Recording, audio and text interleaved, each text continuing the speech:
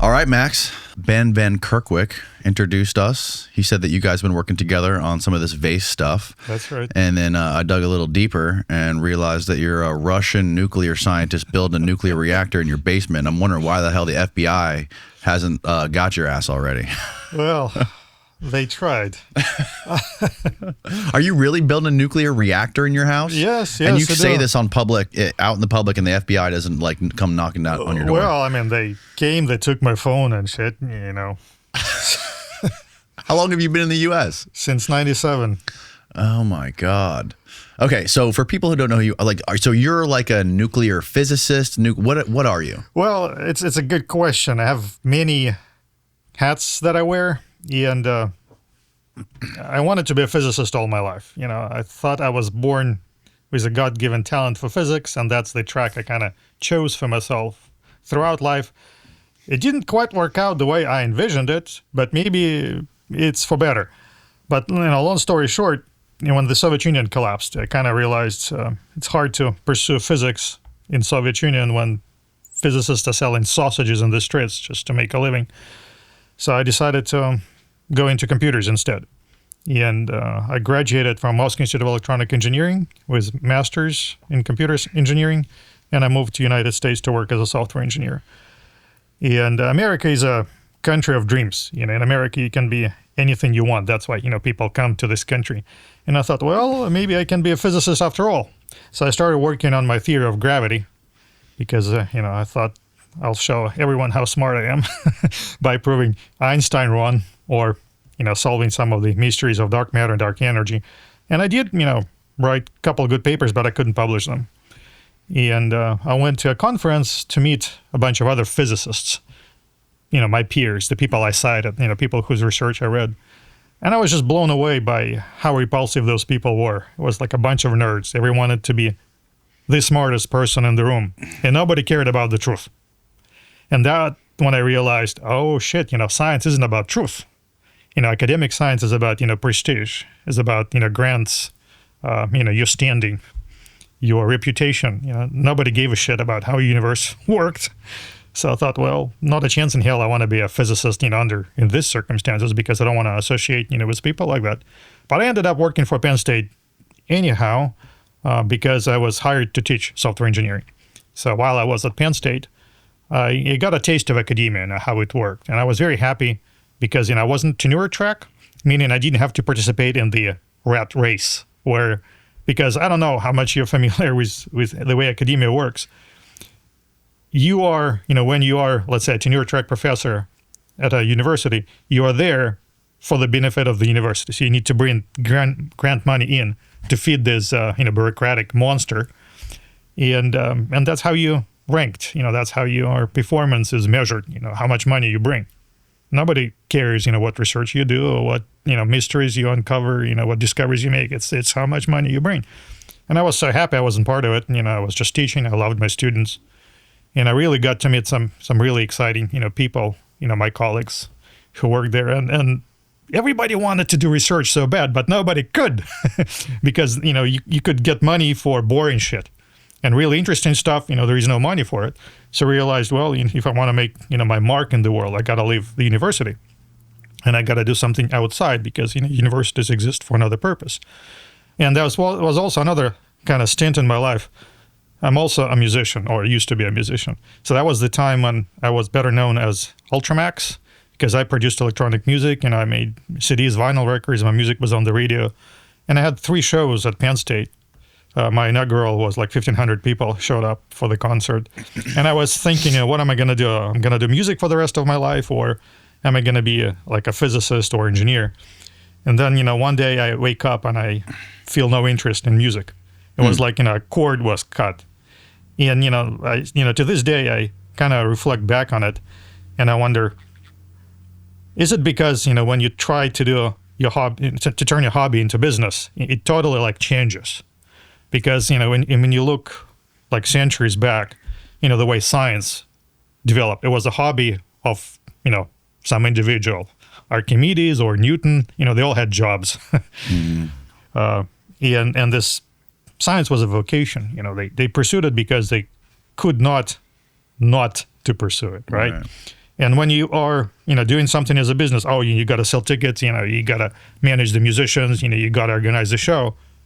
It just kills it. So I think maybe that's, what killed it for me. So the decision was made, I figured, all right, well, if I don't care about music, like yesterday I cared for it immensely and today I don't, then I'll do engineering. So I started my first startup, which was devoted to the nuclear fusion.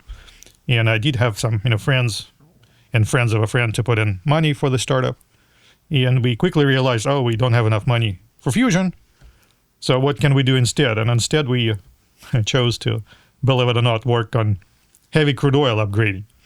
And that's kind of the funny pattern in my life. I tend to start various projects from scratch, and I often start and I don't know nothing about it, but I learn about it. And at the end, I'm like sufficiently experienced to compete in this space.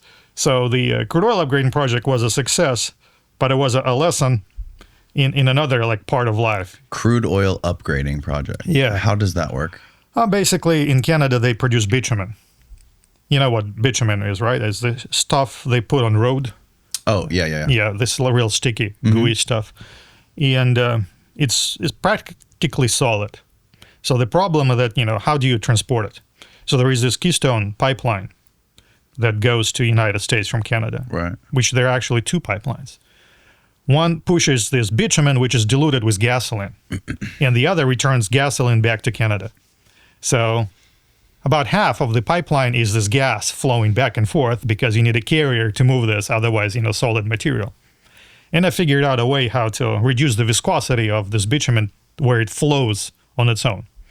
And, I've built a miniature petrochemical plant, and Shell and some other major oil companies, caught a whiff of what I was doing, and they visited and they really liked the technology and they wanted, to buy it and bring it to Canada. And I thought, I'm going to be rich. That's my moment in life. And what happens, 2015 happens and the oil price crashes from $200 per barrel to like $40 per barrel. And that wiped all of my, customers. Like overnight, all of the business opportunity was liquidated. And I'm like, shit, you can do everything right. You can develop the technology, you can build it, you can bring this, major oil companies and start them salivate over it. And then your business opportunity evaporates and nothing matters. So that was a pretty big life lesson to me that really threw me into like a spiral because I've never failed before up until that point. So I thought I was invincible, I could do anything, and this happens. So it was, of course, pretty painful experience. So I shifted gears again. I said, okay, I'm going to move to Florida and I'm going to do something else. So I started building houses. It's a fun activity. I'll just work outdoors with my hands. I will not use my brain. My brain will rest and my soul will recuperate, while I work with my hands. And I worked on a beautiful project on an island. I was renovating an island house. I was taking a boat to it. I really fell in love with Florida lifestyle. So, take a boat in the morning. You get to this island, where you work in this tropical paradise. So I was working as a carpenter, basically. Coming back, I freaking loved it. But after doing it, for a few years, I thought maybe it's time for me to go back to what I always wanted to do. And that was, nuclear science. Sorry for the long kind of story. But I circled back and I thought, well, before when I started my company, I hired people to do work for me. And that was good and bad. Good is because, you delegate stuff. But bad is because I thought people were good at stuff that they were doing. And what I've learned, one of my experiences was that, people pretended to know things and they didn't. So I thought, okay, well, I'm going to learn everything, there is to learn about nuclear science, and I'm going to do it all myself. That's why, the knowledge is concentrated in one place. And I will know all of the answers to all of the questions. And very quickly I realized that, there is no suitable hardware, because a lot of nuclear stuff is archaic. Developed in the 60s, there's big power supplies, weird blocks, nothing really meshes together. Yeah, and of course you can buy state-of-the-art stuff, but then it's a small fortune. Like every piece you purchase is like $100,000, I'm not that rich. So, okay, I'm going to develop, the hardware myself. So I developed hardware for neutron and gamma detection. And in nuclear science, everything is about radiation. It's, radiation is your mark of what's happening. How do you know that, what's going on in your reactor? It's radiation. So you measure radiation, and I, built hardware to measure radiation, and I made it user-friendly, and I wrote software for it because I'm a software engineer. And I realized, shit, other people want it too. So I started, selling it, and my business kind of grew from that. So Maximus Energy is my company, and that's where I offer, this equipment that I make for sale. So you manufacture the nuclear equipment. Yes. And who do you sell it to? Universities, like all major universities in America pretty much bought it. MIT, Texas Tech, Purdue. So I know a lot of people who work on nuclear science, and some buy it, for their research. Others buy it, for their students to teach them, about radiation detection, about neutrons, about, gamma radiation, things of that nature. And what I've also used it for, obviously, is for my own research, because that was the motivation. So the, selling of the equipment kind of became a way to fund the research, because, research takes money, right? So you need to buy supplies and chemicals and shit. And I was happy to realize that people, wanted to have my equipment, because it helped me fund my research. So I started running, these experiments that I couldn't run before, because before, I didn't know anything about vacuum equipment, about, plasma, about neutron sources. So I learned all of that and started running my own experiments. And that's kind of another, I would say, key part of my life. Like throughout my life, like you, I'm a very open-minded person. So when somebody tells me something exciting, I tend to believe it. Like this vase project, or ancient aliens, or things of that nature. I tend to believe these things. But because I'm a scientifically oriented or engineeringly leaning person, I usually verify things that I believe in. Because to me, what makes life the most exciting is learning. Learning the truth about the world. Because when you know the truth about the world, it makes your life easier. Gravity pulls you down, right? So what happens if you walk off the cliff, right? And if you don't, your life is miserable. So I kind of feel on an intuitive level that that's what curiosity is. You want to understand life better on like all levels. And when somebody tells you something wonderful, you have a potential to expand your understanding. But, do you believe it at face value, or do you really like sink your teeth in it and research it and dig in and realize whether it's true or not? So throughout my life, even like before I started my company, and when I was still teaching at Penn State, and even before that, I was reading other people's papers and books, and taking their ideas seriously. And for a long time, I was going to Russia, to my alma mater, where my father-in-law has a lab, and I was working like every summer in his lab, trying other people's ideas. What kind of lab? He has a lab devoted to high-temperature superconductors. So it's pretty badass. But to me, it was like an electrical engineering lab. In St. Petersburg? No, in Moscow. In Moscow? Yeah. Oh, wow. So we were still living in Oklahoma, I think, at the time. But then, we moved to Pennsylvania. But, I was going there like every summer. What year? Maybe 15 years ago.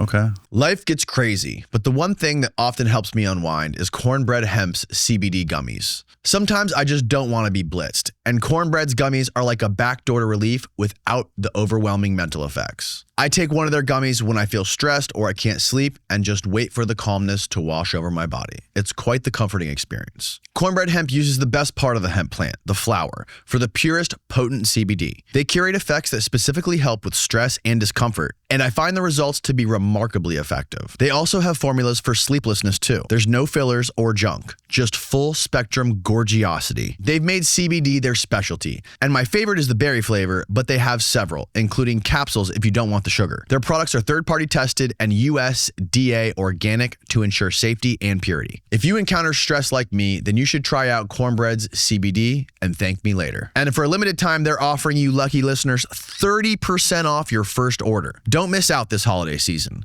Just go to cornbreadhemp.com/Danny and use my code DANNY at checkout. That's cornbreadhemp.com/Danny with the code Danny for 30% off your first order. And thank you to Cornbread Hemp for sponsoring this episode. Yeah, and I'll tell you one anecdote. Like one of my summer trips to that place was, I read a book by Joseph Newman, who purported to have developed not exactly like a perpetual motion machine, but pretty close. It was called Newman's motor. And the idea was you have this, giant coil, like 20 miles of wire, of copper wire. Yeah. So, of course, I started by winding the coil, right? So, for a couple of days, I was just turning the crank, winding the damn coil, which was like 50 pounds because, just huge. Mm-hmm. And then you have this magnet inside, and then, it turns. Yeah, and there was this commutator. Yeah, and the trick was, the way you turn this magnet and the way commutator connects and disconnects the magnet, so it was generating some high-frequency current pulses. And then, Newman says, all right, well, when you hook up the oscilloscope, you see this pulse, the current pulse. There are actually two pulses. One pulse is the power into the coil, and then the other is power from the coil. And when you look on the oscilloscope, on the old analog oscilloscope, you could see that the input pulse is barely registering, meaning the thing draws very little power. But the output pulse is huge. It's like, gigantic. It's all that you see. Right. And then there was some point, when I finally assembled everything and I see this on the oscilloscope. So like, damn, this guy was right because I see exactly what he described. Mm-hmm. But, you take it to the next step. If that is the case, yeah, you got it. It wasn't quite large in my case, but it was, it was substantial. But, if you get more power out of it, it means it should run on its own, right? So what do? I hook up capacitors to it because I know it will charge the capacitors, and then I can loop it back to where I can, unplug it from the receptacle, and it will run, on its own power. So perpetually, basically, yes.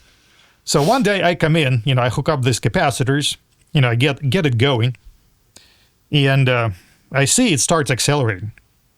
And that's, what you expect when you generate energy, out of nothing. I see it accelerates. So I slowly unplug it. But my plug was like split, 2 wires. It was like very makeshift. So I pull one wire, and the thing doesn't stop. And I'm like, wow, it's already disconnected. I disconnected from the phase, the electric power, you have phase and ground. So I disconnected, from the phase. But the thing still accelerates. So I call my father-in-law and say, look, are you seeing what I'm saying? You seeing this oscilloscope pulses? Yeah, you seeing the thing runs on a single wire and it keeps accelerating? He says, yeah. So he patted me on the shoulder and, gave me this patronizing smile. I says, well, keep looking at it. And I'm like, yeah, I'm going to come back to Penn State. I'm going to present this shit. It's real, we're going to change the world. So for a couple of days, I was like, I'm on drugs, I feel this because it's exactly like he described it. And one day I still have this ground wire in it. So what happens if I unplug it? So unplug the ground wire, and this thing slowly decelerates to a stop. I'm like, shit, what's going on? So I start digging into it some more, and I realize every time you have AC power anywhere, you have induced electricity because power lines, they generate magnetic fields, and these magnetic fields create induced power in any, conductor, especially if you have ground. So you will have this induced power from your power line in the ground. Okay. It's called ground loop, basically. And this is a common problem when your grounding is poor, because, very good ground, all of that, just goes into ground without registering. But if your ground has some resistance in it, you will see this like small power variations on your ground. And that's what was powering Newman's engine in my case. So it was drawing power from the ground and the ground was inductively coupled to the power in the building, so it wasn't running on its own energy. And then I realized that his oscillogram wasn't correct. There were some high frequency oscillations that didn't really register on print, but if you zoom in on the scope, you see, and if you integrate the power, there is no power. It's just an illusion. And that was a very important lesson, because I learned that two things happen. People either lie on purpose, when they come up with this wonderful ideas, and they lie on purpose because they want attention, or because they want to defraud investors. Yeah, and sometimes people are just fools. They don't have enough training, enough expertise to really know what's happening. Yeah, and I would say there is also a third kind, is when people don't have training, but then they're not motivated to go deeper into the problem, because then it destroys the narrative or destroys the idea. Right. And unfortunately, that's a pretty big sociological problem, especially in the case of inventors. Because as an inventor, you want investor, to fund your project, and that's why you're not motivated to find flaws in your design. Mm-hmm. Because then investor would look at it and say, oh, maybe I should have not funded it. Right. But then it doesn't help you to build a product. And unfortunately, like most of my colleagues in Russia are that way. They have investors here and there that give them money or donate money, and they present their results, and I scan their results like diagonally because I've looked at so many results so many times. I know where the flaws are, and I see those flaws. And when I mention to them, they kind of lower their eyes and switch the subject. So I've become a little cynical about this whole situation, just because of the every problem I looked, and I was able to punch a hole. And that's why about 5 years ago I said enough. I'm not gonna look at Newman engines or someone's anti-gravity device. I'm gonna work on my own stuff. Anti-gravity device? Well, believe it or not, I worked on those too. Wow, they got those in Russia? Of course, it's the biggest source. Oh. Commercially available of internet, you can purchase a kit.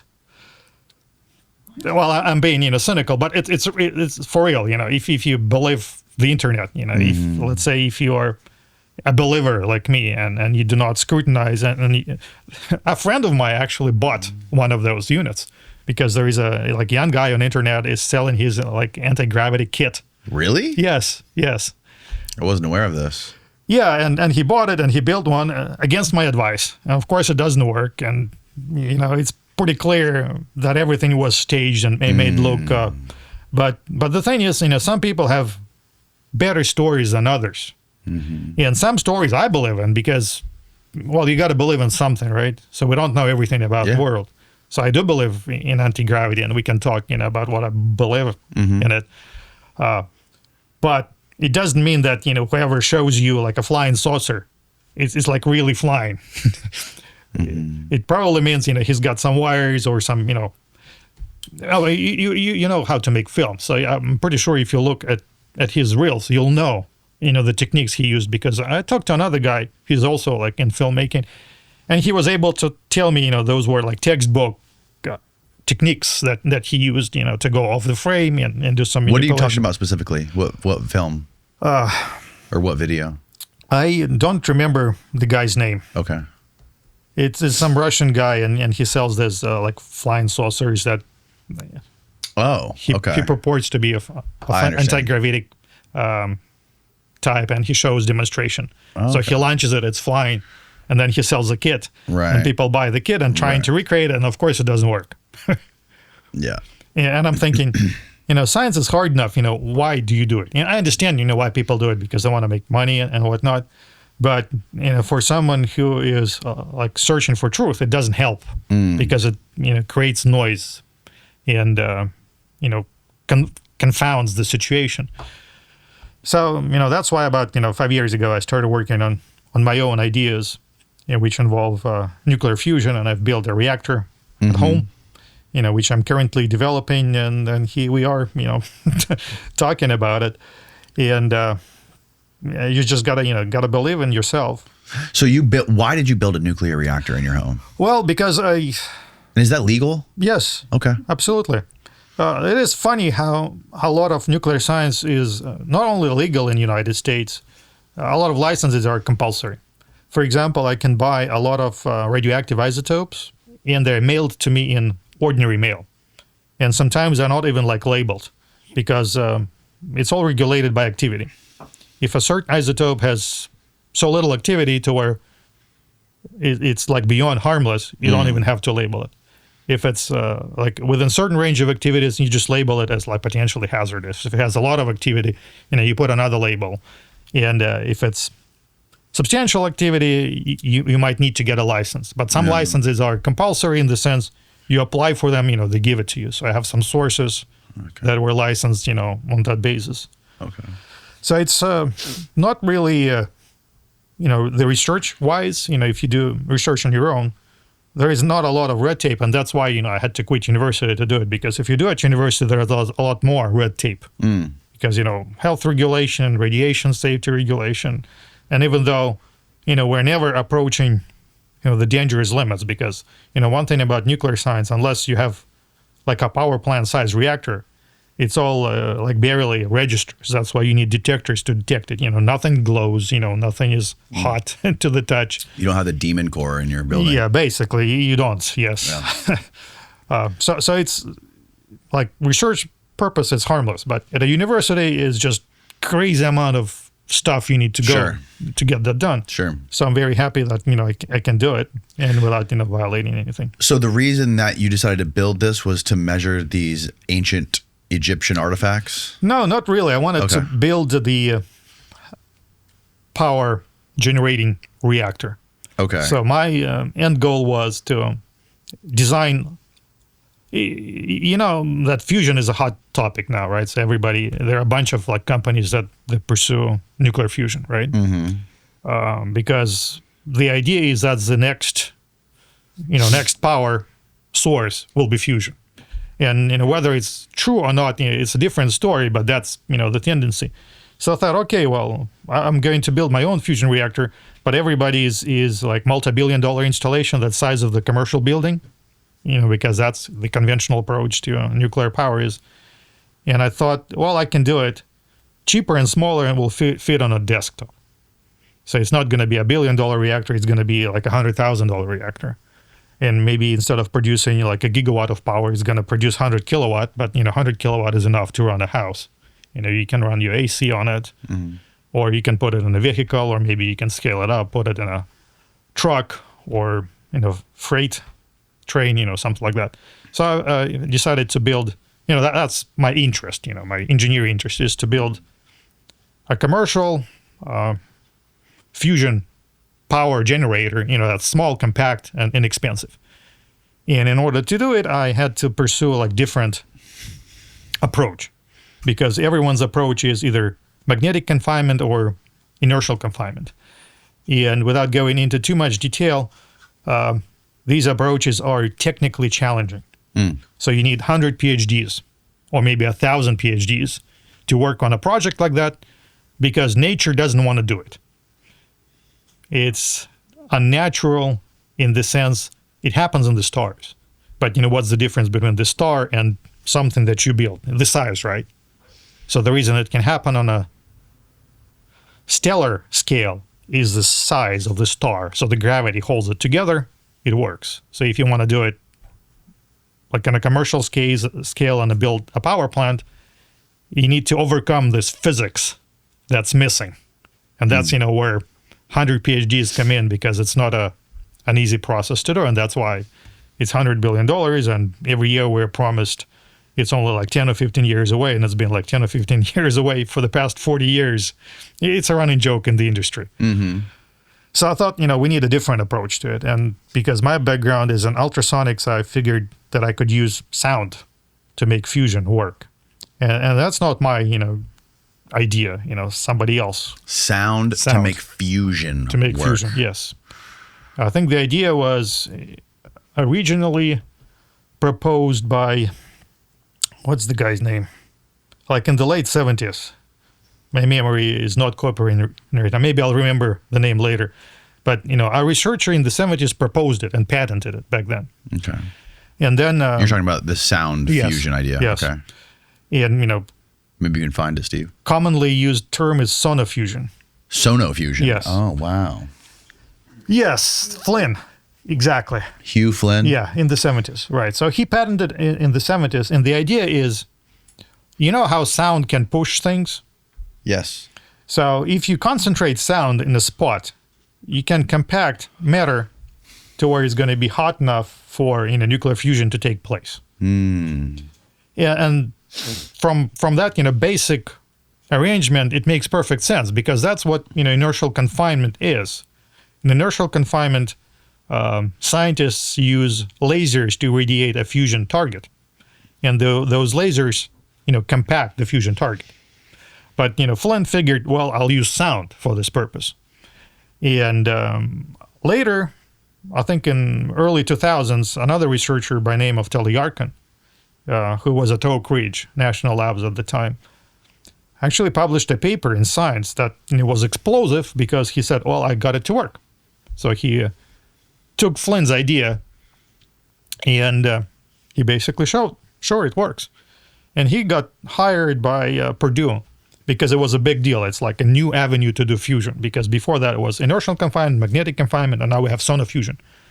And capital cost was like a fraction, just a tiny amount of money you need to make a sonofusion reactor versus, let's say, plasma tokamak.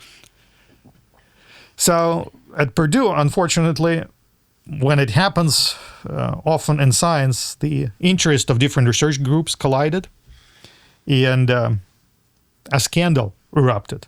Basically, his research was threatening another research funding.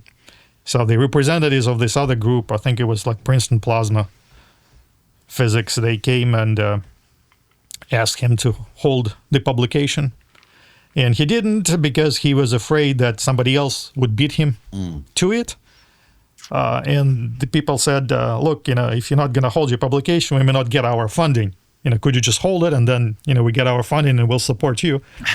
And he was foolish enough not to, so they took his vengeance on him. And they basically discredited his research. And it's a long story. It's called sonofusion.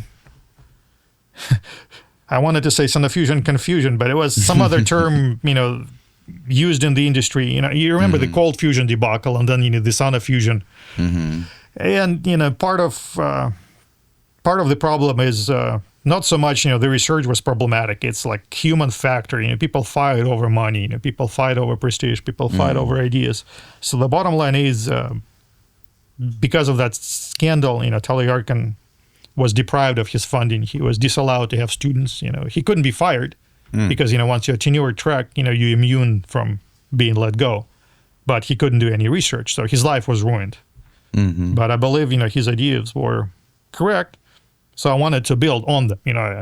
I started not exactly where he left off, but I incorporated a lot of the ideas that he put into his design and added, my own ideas. And about 3 years ago, I detected neutrons. That's how you know that you've got your reaction, without your house blowing up. One of your nuclear detectors starts reporting counts. Okay. And, main signature for a nuclear reactor is neutrons. So neutron counts tells you whether your reactor is working or how many counts, meaning how efficiently it's working. Okay. So I started registering, massive amounts of counts. And I basically demonstrated, the proof of concept that my idea worked.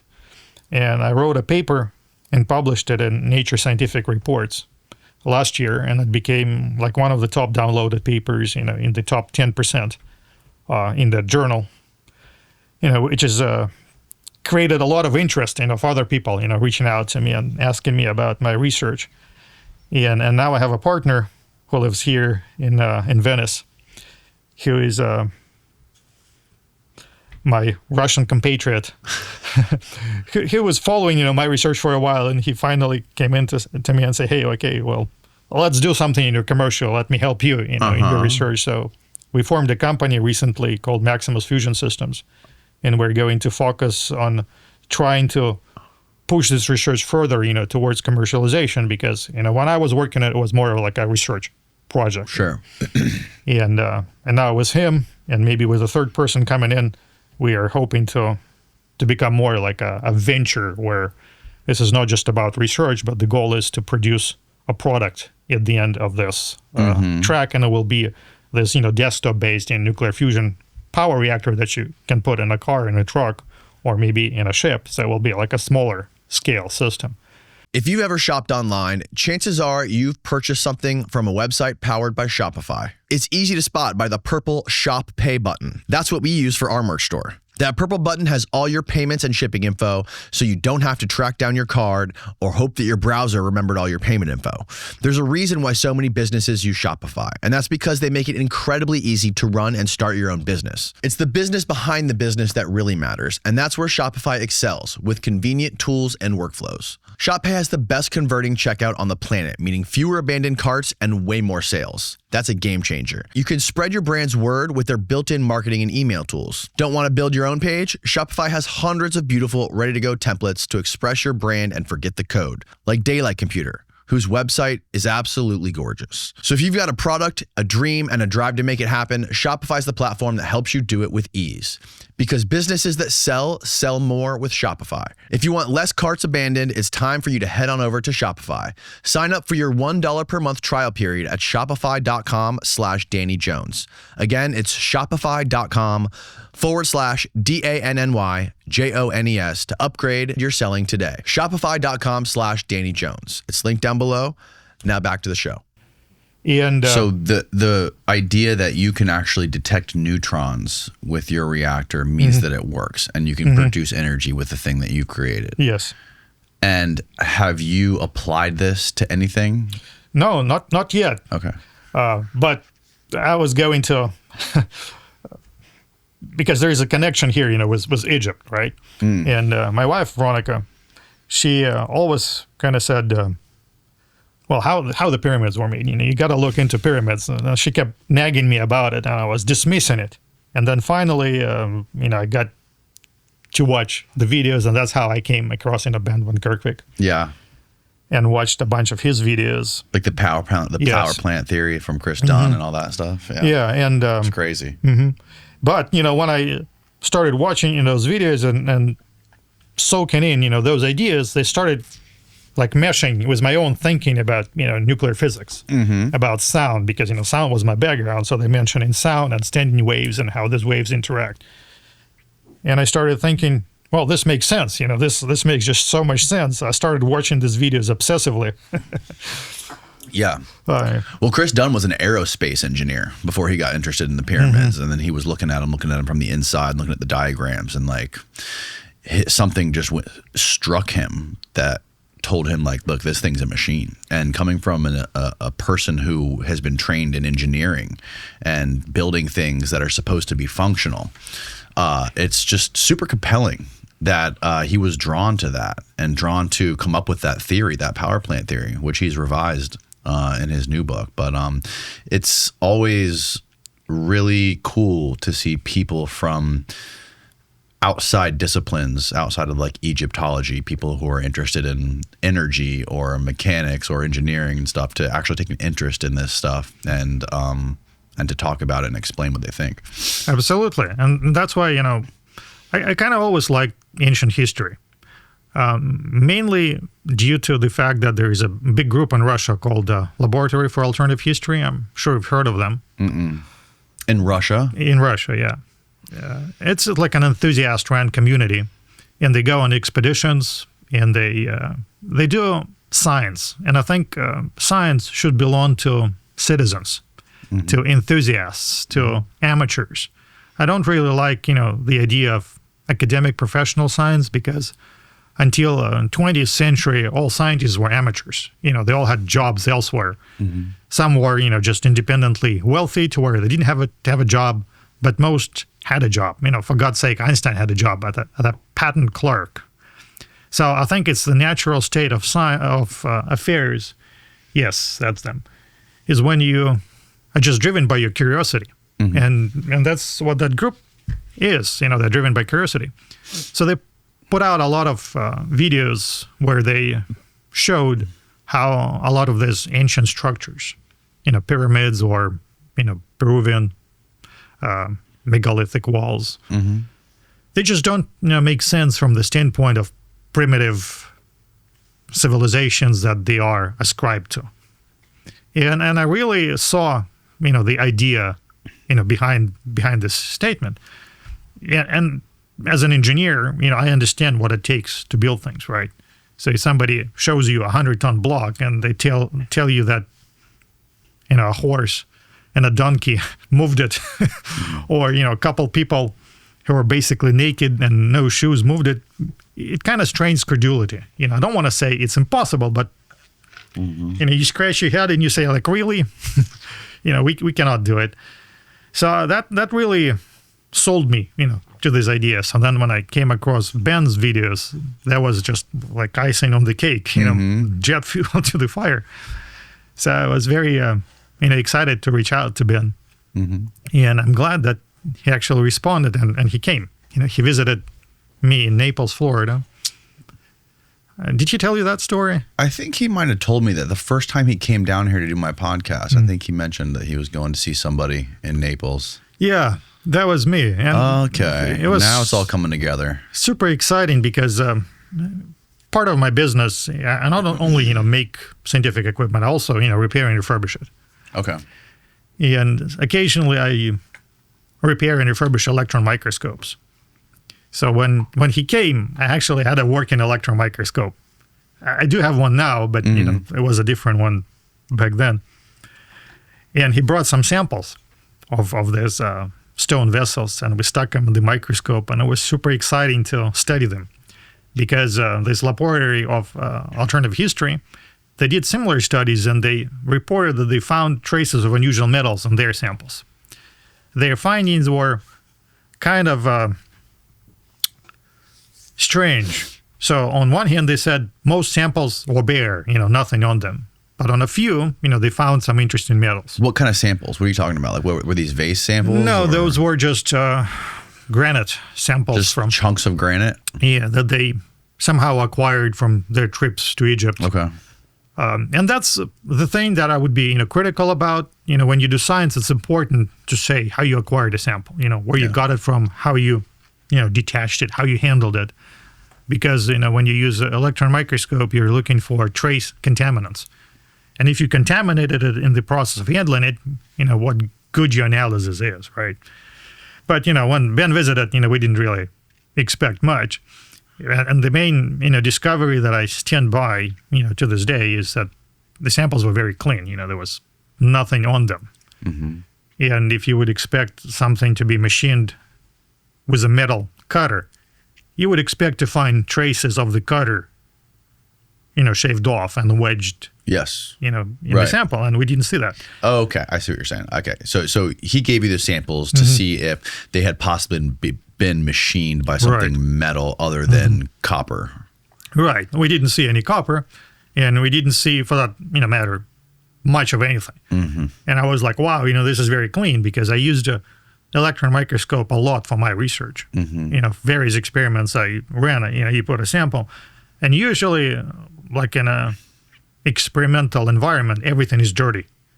You know how microchips are made. Everybody is wearing, overalls and space suits, because a tiny particle will mess up your wafer, right?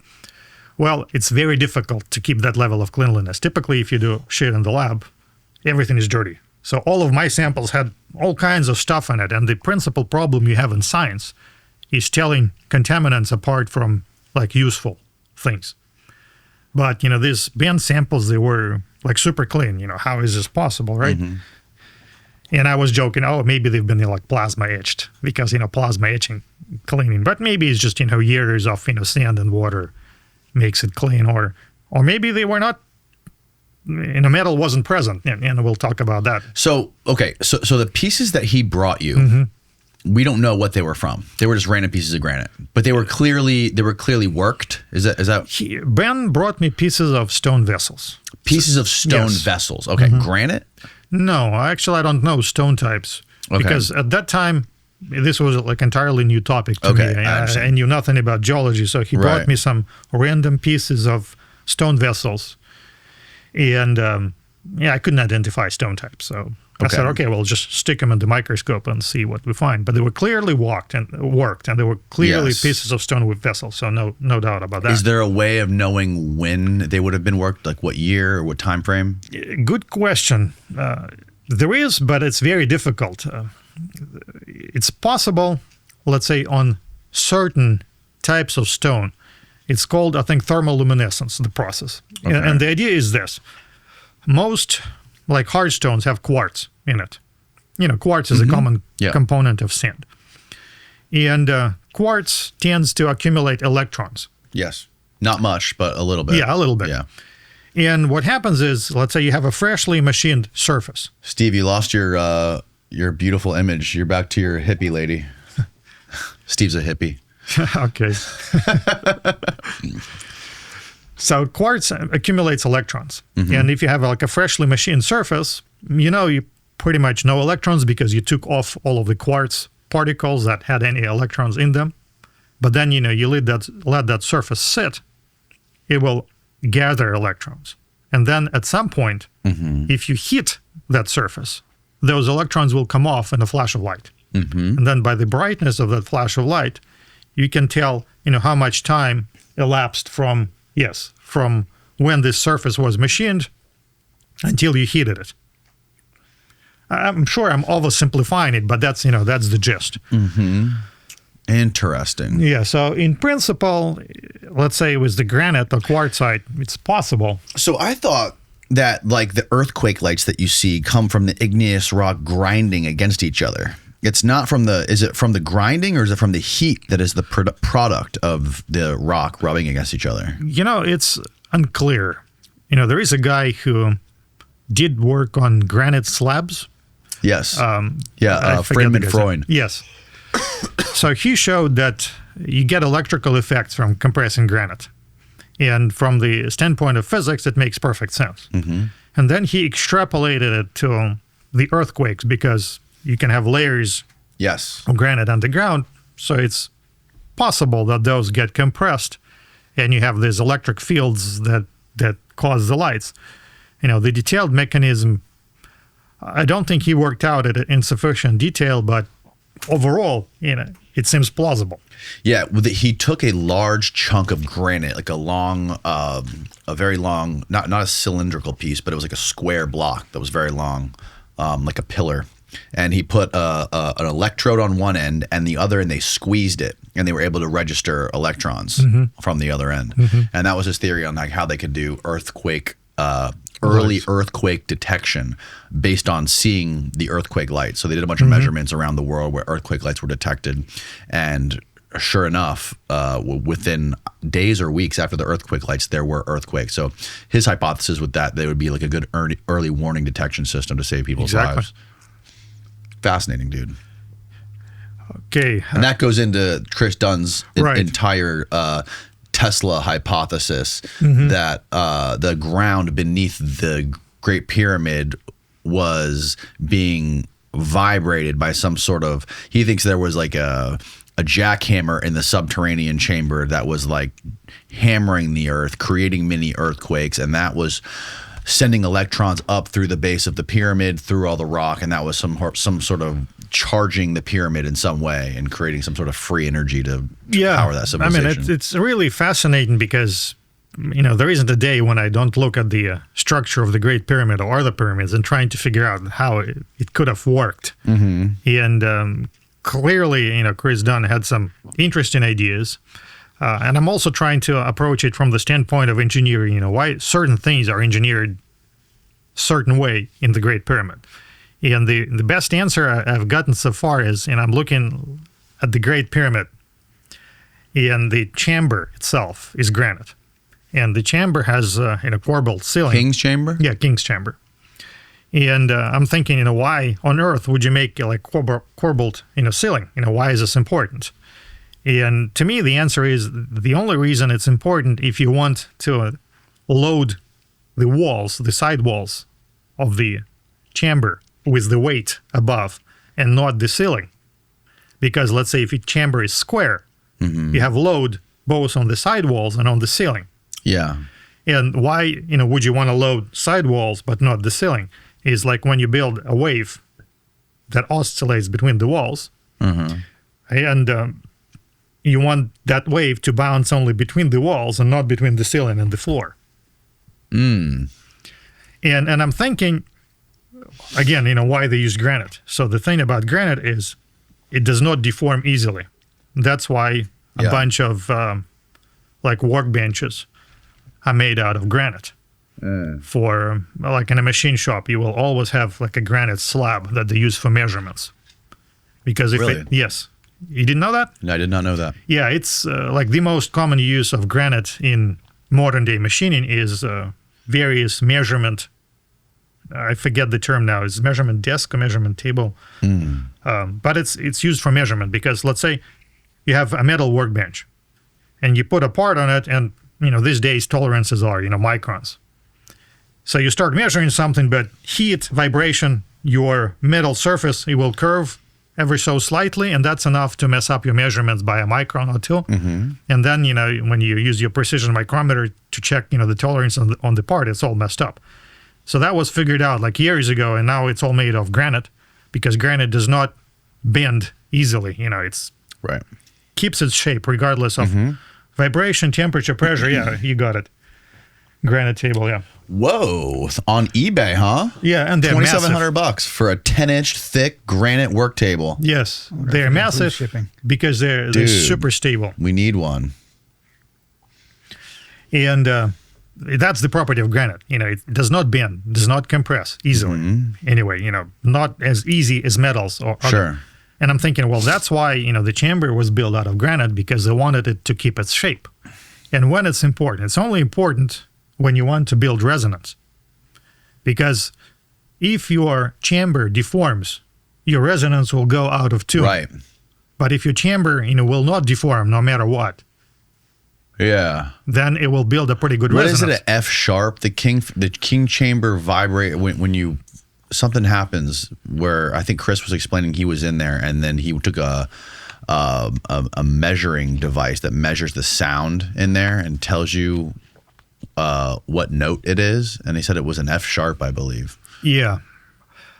So I do believe that. Oh, I was right. Wow. Yeah, F sharp. Okay, the King's Chamber of the Great Pyramid of Giza is primarily known for known to resonate at a frequency around 117 hertz, which corresponds roughly to the musical note F sharp. Acoustical engineers, including Tom Delaney, have found that the chamber and the granite sarcophagus within it have multiple resonant frequencies. Key findings include, wow, that's so wild. Yeah, it seemed like it was functional, man. Yeah, I mean, clearly, I believe that it was, some kind of industrial installation. I don't think it was a tomb. No. But, when I'm trying to analyze it, I'm trying to see, the patterns that I, as an engineer, would recognize. And I recognize this importance for resonance. I recognize why they use granite. And the fact that the ceiling was corbelled is telling me that it was important to have the wave bouncing between, the walls. Yeah. As opposed to between the floor and the ceiling.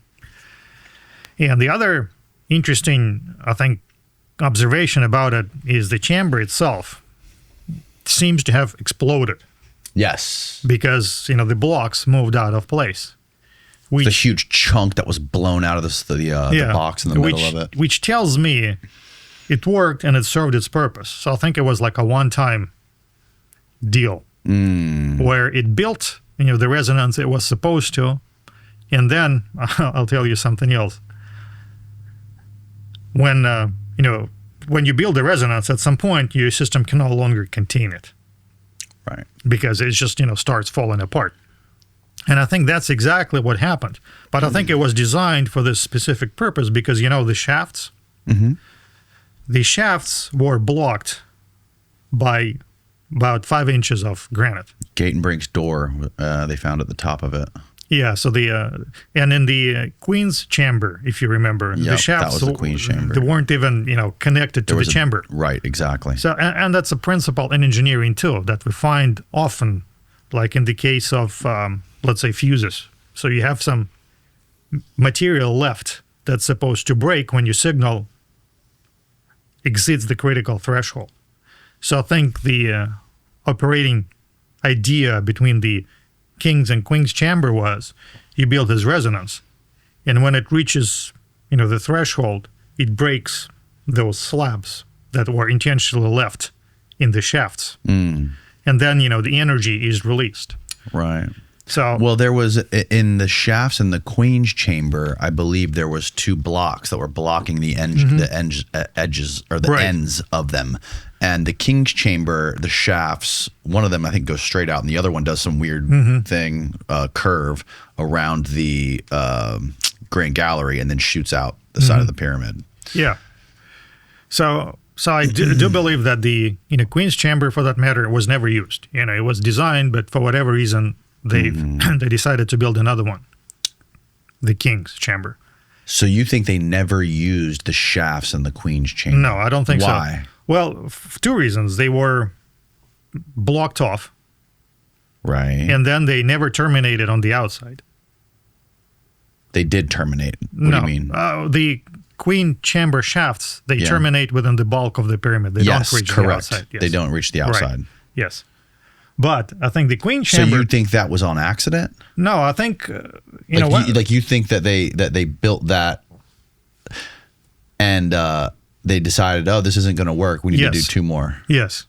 Basically, when I look at these pyramids as a whole, like every one of them, and, I listened to a bunch of lectures of other researchers who, describe their ideas.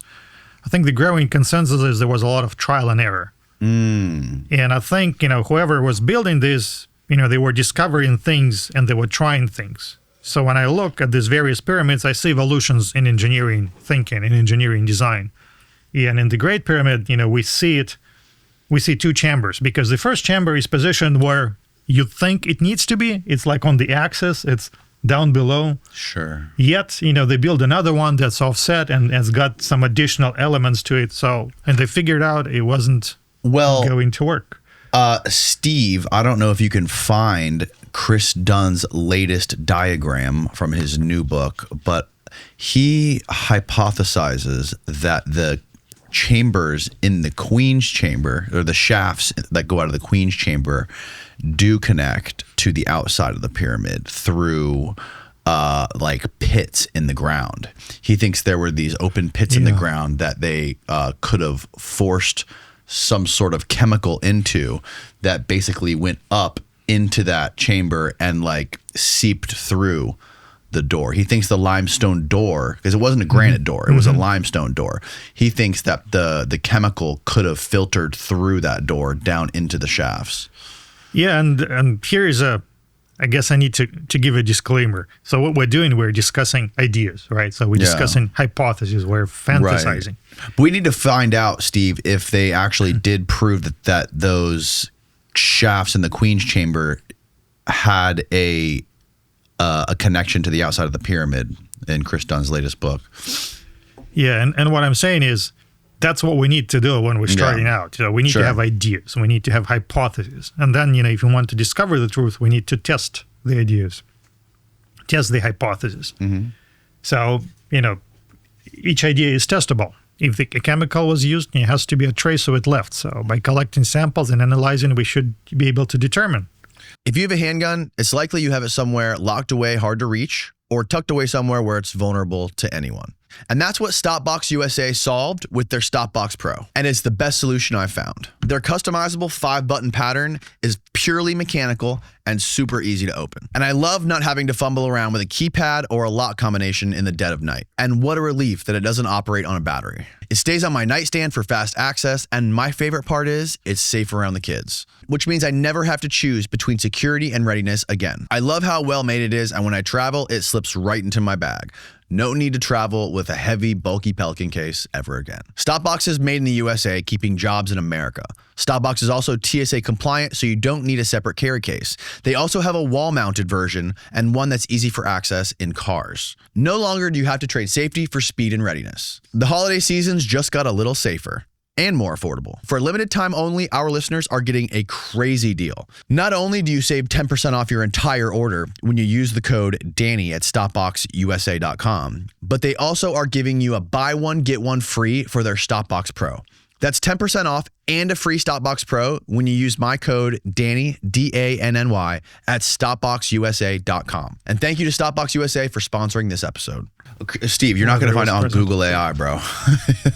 You're going to have to look for Chris Dunn's stuff. It's going to be somehow associated with Chris Dunn. It's going to be an image that he used in his latest book about the Tesla connection. Yeah, so, that's kind of where I come in. Mm-hmm. And when I hear a hypothesis that I can test, Mm-hmm. that's what I do, because I very much would like to know how it worked, why, and who done it, because I'd like to learn from it, and I'd like, to use the knowledge that was available back then Mm-hmm. in my life, to make my life better, to make your life better, so we understand the world better, and make our way through it, with less effort and more joy. That's what I, very excited to learn. Yeah, totally, man. Yeah, I think there's lots of questions that need to be answered about this stuff. You find anything, Steve? Yeah, but No, I'm still looking. Oh, okay. I kind of want to finish the point, what I think about the pyramid, because I mentioned that this chamber worked. And I think, when it reached this resonance, it breached this remaining few inches of granite that were blocking the shafts, and the energy shot out of the pyramid. So I think it was used for communication. And that would explain the astronomical alignment. So, but the ends of those shafts in the Queen's chamber aren't broken. Those doors are intact. They had to drill through them. No, I'm talking about the king's. Oh, the King's chamber. Oh, yes. so you think that was originally sealed? Yes. Okay, I understand. So I think this remaining few inches of granite broke, when the resonance reached the desired magnitude, and it was designed to break. Okay. And the energy went out. And I think it was used for communication, because that would explain astronomical alignment and obsession of the ancients with keeping track of time. So throughout these ancient structures, or even ancient history, we have obsession with calendars, with keeping track of time. And astronomical alignment. So if you're building a power plant, why the hell is it important that it's oriented exactly in the north-south? It doesn't matter if it's a power plant, but it matters if it's a communication device, especially for space communication. Because, to send a signal to space, Right. you need to align everything and time everything precisely, because otherwise it's not going to arrive. Right. So to me, as an engineer, that's the only explanation I can think of why a structure needs to be precisely aligned, and why, timing is important, because that's how we do space communications now.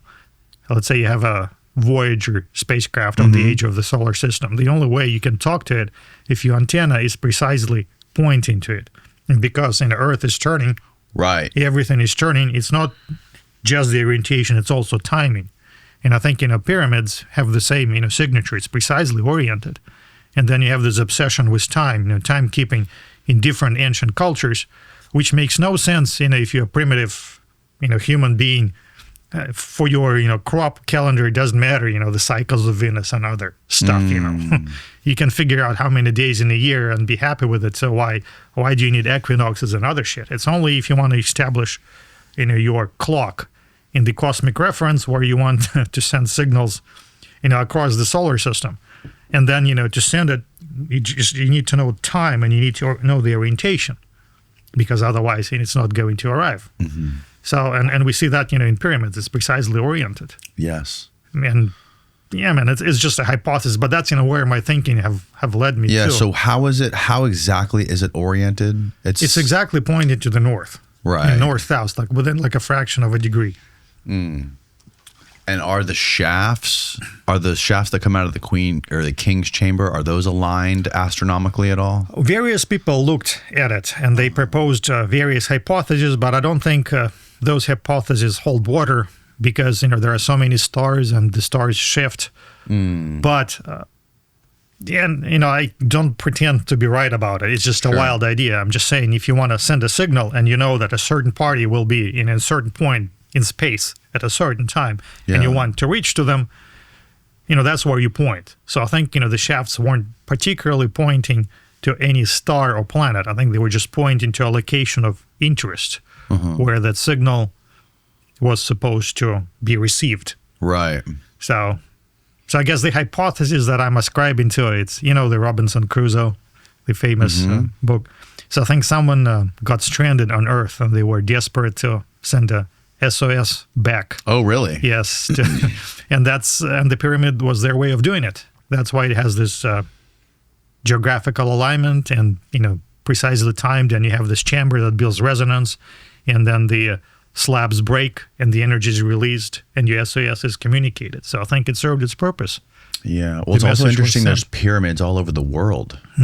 Not just there. I mean, obviously, the Great Pyramid of Cheops is like the most impressive one with the most enormous megalithic stones that are built into it, and with all those crazy chambers that make it look like a machine. But like pyramids are everywhere, all over South America. They're in China, all over Egypt.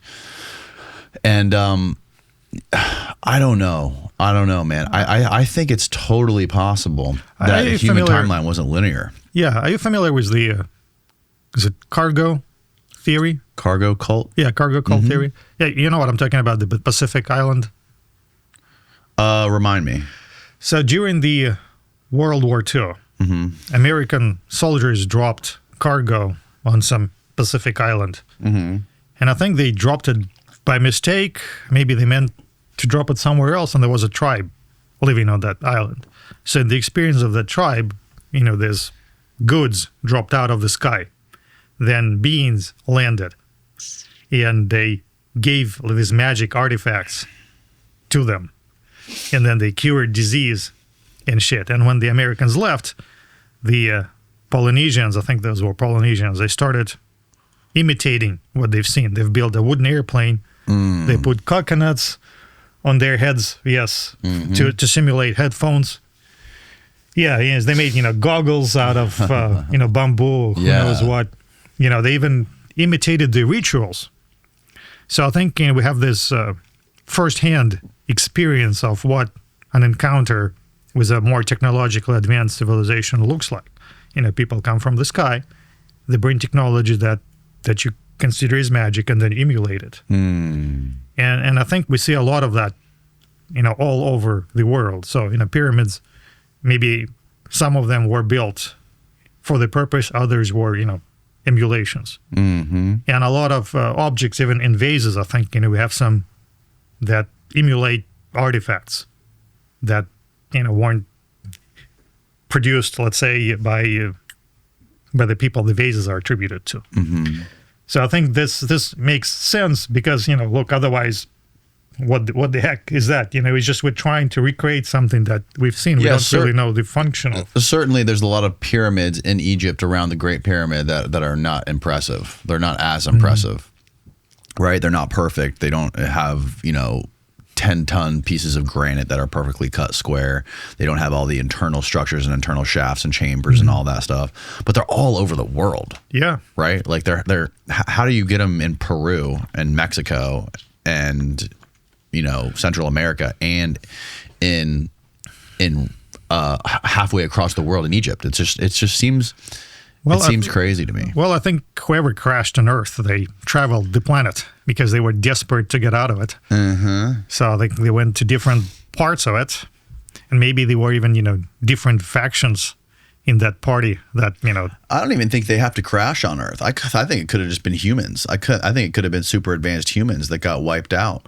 That's also possible. Which I think there is some science fiction stories, maybe even a lot of science fiction stories where the plot goes like this. So people go on, what's the word? On interstellar travel, which takes years. Then they come back and some calamity beset the planet. The planet is wiped, so you come back home, but there is no home anymore. It's wiped out. Right. So that's quite possible. Yeah, which brings another excellent observation. Something to the tune of not just tectonic plates moving, but the Earth crust slipping. So have you heard of this theory? Yeah. Yeah. So evidently, it's possible that the Earth crust is just barely hanging onto the mantle. But, the planet spins as a whole. So the crust spins along with the mantle. And I don't know if you've been tracking the news, but maybe a year ago, there's been a lot of talk that the Earth core was showing some irregularities in rotation. Mm-hmm. So if you think the idea of the Earth crust the and core the is showing irregularities? Yes. I haven't seen that. I saw news about the North Pole shifting. Well, I think these are related news. And, when I read them, I tend not to believe them because, to me as a physicist, if you have like a spinning mass, it cannot shift its direction of rotation quickly because of the amount of energy is required. Right. So when I was reading those news, I, didn't take much stock in them, but just go with me for a moment. So suppose indeed, these various layers of Earth aren't as tightly coupled to one another, right? As we might believe. And then if you have like solar system as a system, meaning you have like multiple planets orbiting the sun, and these planets influence each other.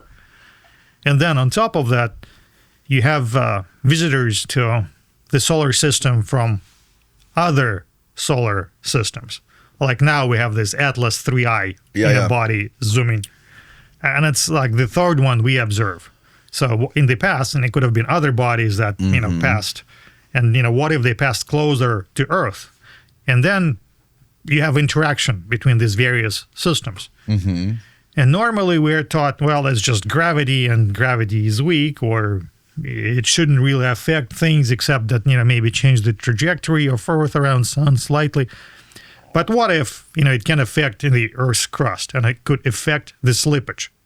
You see what I mean? Yeah, this is crazy. I've never seen this. Mysterious changes near Earth's core revealed by satellites in space. This was like a month ago.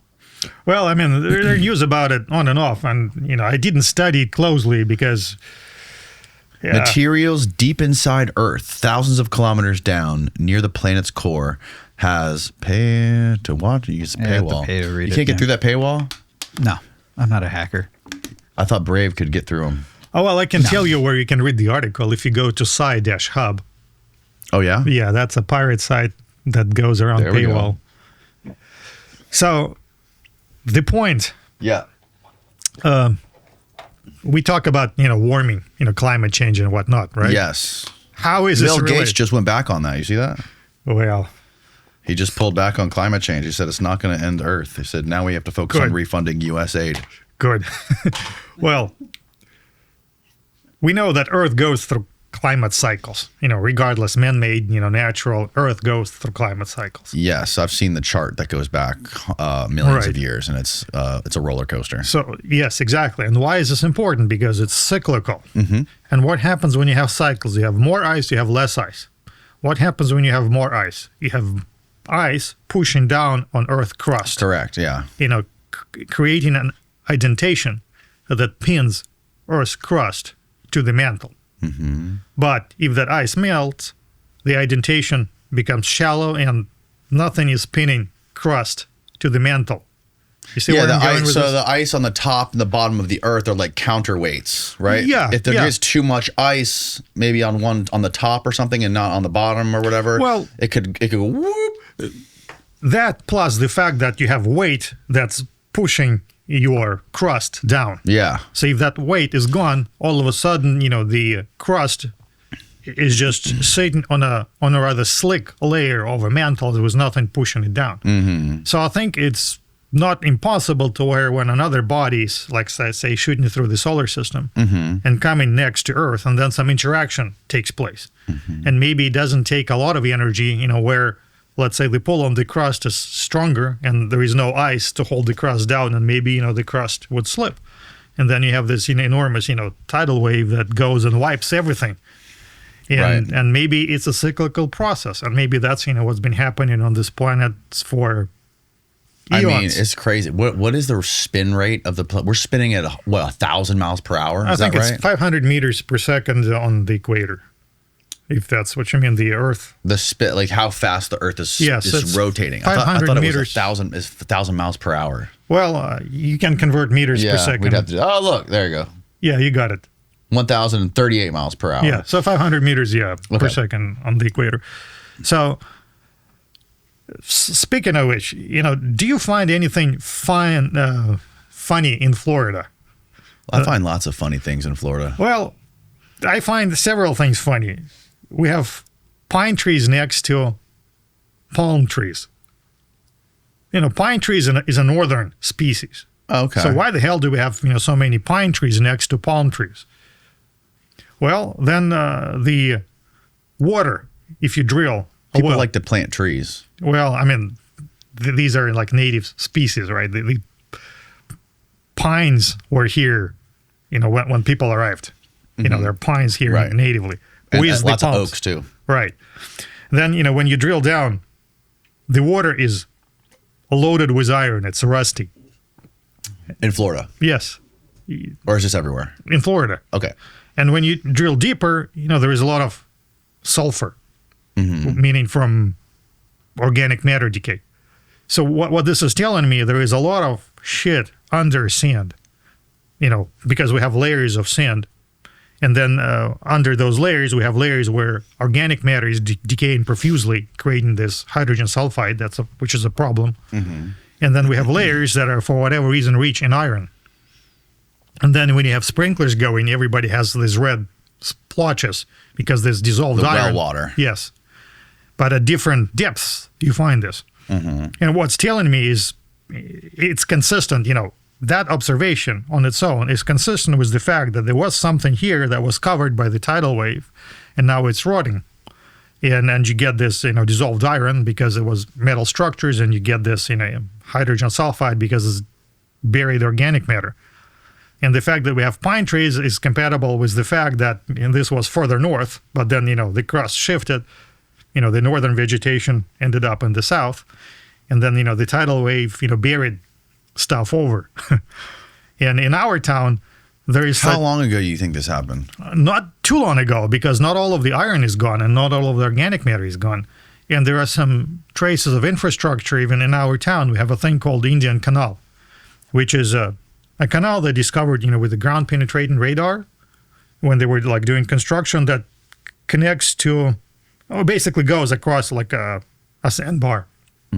But it's maybe half a mile long, something like that. And they say, Indians must have dug it because it makes perfect sense. Here you have a harbor and there you have the ocean. So rather than going the long way, let's just cut a canal. Sure. Well, I'm thinking, shit, you are an Indian. You're practically naked. You have, a canoe. You don't have any tools. And you will start digging a canal. That just, I'm refusing to believe it. Besides, they didn't have... You don't think Indians could build canals? Well, that's what the conventional explanation is. Right. And to me... I think it's possible Indians could have built canals. I think it's they were building. possible, but it doesn't make sense. I mean, a lot of things that are possible don't make sense. So, to me, one of the guiding factors is when I look at history or archaeology is I refuse to believe at things that don't make sense. Like, nobody would do stupid work. Nobody would do work stupidly. I think people are smarter than that. So, to me, to build a canal, it requires not only to have tools, but it also requires a level of organization. So you need to have some kind of state, which we are not aware of, from the sociological studies or historical studies that Indians, at least at this part, of the world, and we're not talking about Inca Empire or Aztec Empire. We're not aware of any empire existing locally that was organized enough to where like major infrastructure work could be ordered, because you have to have power of state, to gather that much people and, make them do the work. Because if you're just a merchant, well, there is only this much you could do. To build a canal, it's an organized effort. Sure. You need a state for that. You need bureaucracy and shit. And I don't think that was in place. So that's why to me, an easier explanation, it's a remnant of an infrastructure that was, wiped out and covered with sand, when this whole thing Well, we were shifted. looking at Steve. Remember when we had the guy on here that was showing us the Carolina Bays, and we were going back and we were on a website looking at the history of the landscape of Florida, particularly this county, and it was showing all the natural ravines and stuff that flow through today. Like right now, you can drive down the street, and there's parts of the road where there's like little bridges with waterways going under them, right? They don't even pay attention to, like little narrow canals and stuff like that.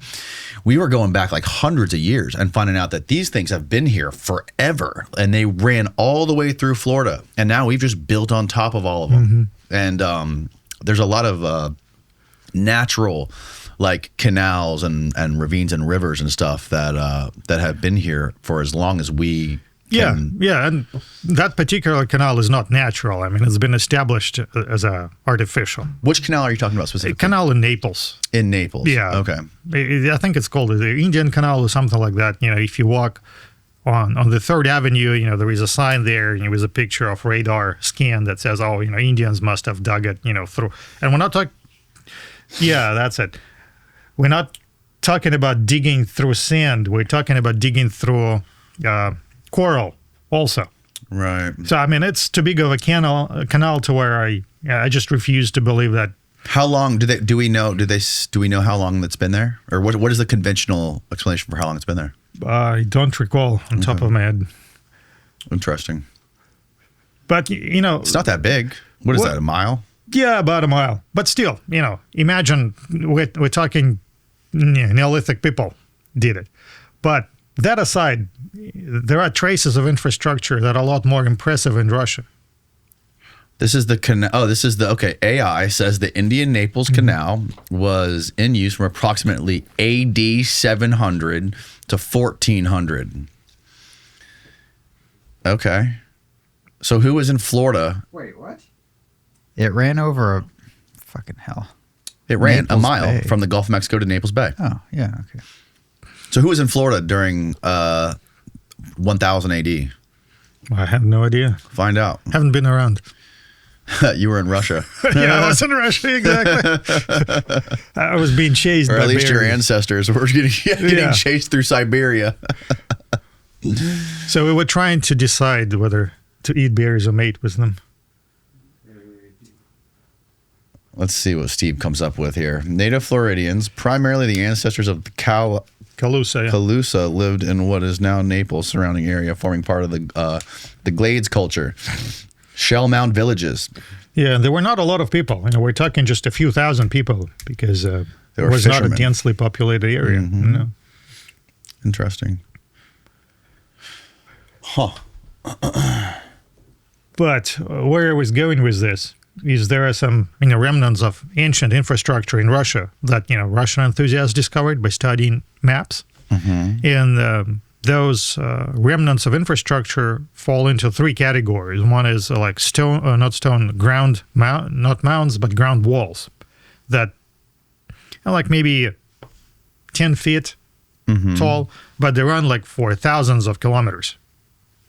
So when you drive on the road, you might see a hill or two, but like if you look on the satellite picture or topographic map, you see, and it seems to be like a man-made dike or something.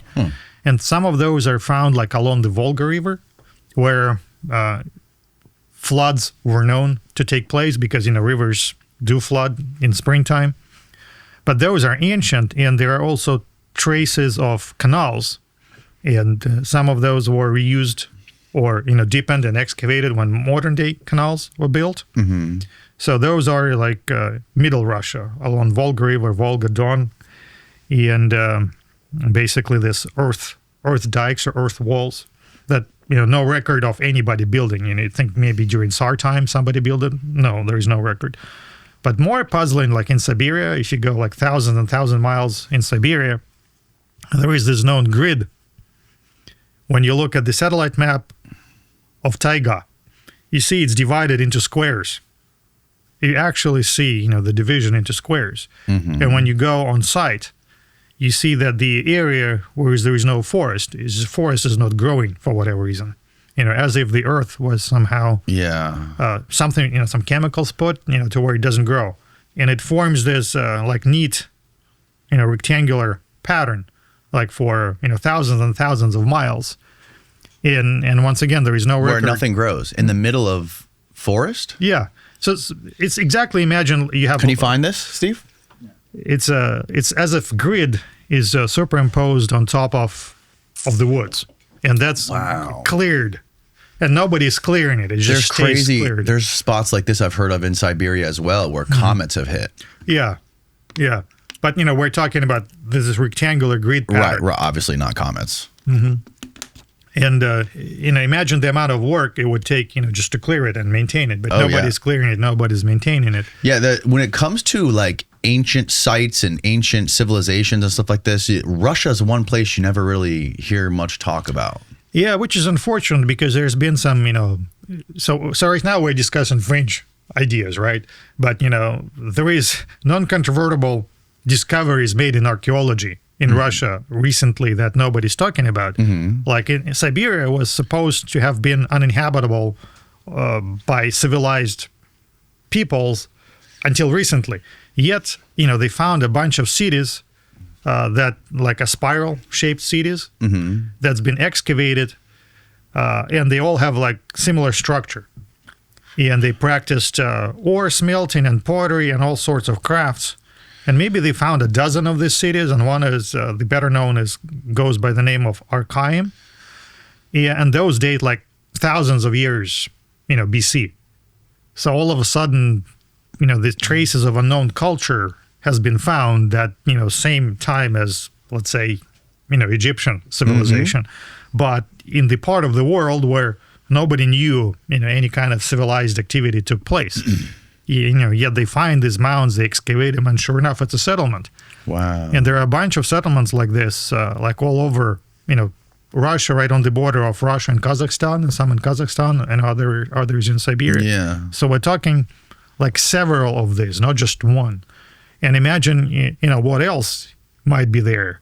Some half thinking about getting a ground penetrating radar and start, exploring myself, because so much stuff seems to be underground that, we just walk over and we wonder why the hell, my well water is red.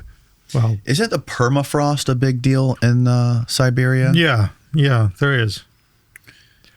Oh, which... And there's lots of like, I guess with it melting or something, there's like lots of like really toxic shit being released from the ground. Yeah, funny you say that, because there is I write poetry and I like poetry, and there is a Russian poet who writes like dirty poems. And recently one of his poem was about permafrost melting and some prehistoric monster, erupting from it and laying eggs all over the place, kind of like in the Alien, situation. And when you look at it, it's believable because, shit melts, and then, we have this all kinds of pathogens and bacteria that come out from it. But there is another thing that's like right in your face. We're talking about forests all over the planet aren't that old. And biologists and botanists who study forests, they discovered this a long time ago that it's very strange that all the woods are approximately 80 to 100 years old. So we don't have forests. All of the forests are all 80 of the to 100? forests, yes. And I could be What about the misrepresenting. Amazon? Even in Amazon, there's been like a study of how connected the what's the term? The tree has the corona. What's The canopy? the canopy? Yes, thank you. How well the canopies are connected. Because by how densely the canopies are packed, they can tell the age of the woods. It's like a very well-researched topic. In an established mature woods, all the canopies are meshed in very tightly. Yeah. But if it's a younger wood, there is a mismatch because, trees grow at different rates. So they did a study, and woods like all over, the planet exhibit this pattern of being immature, which makes no sense. Unless, of course, you include this, catastrophe idea that occurs regularly that, renews the woods, on a global scale.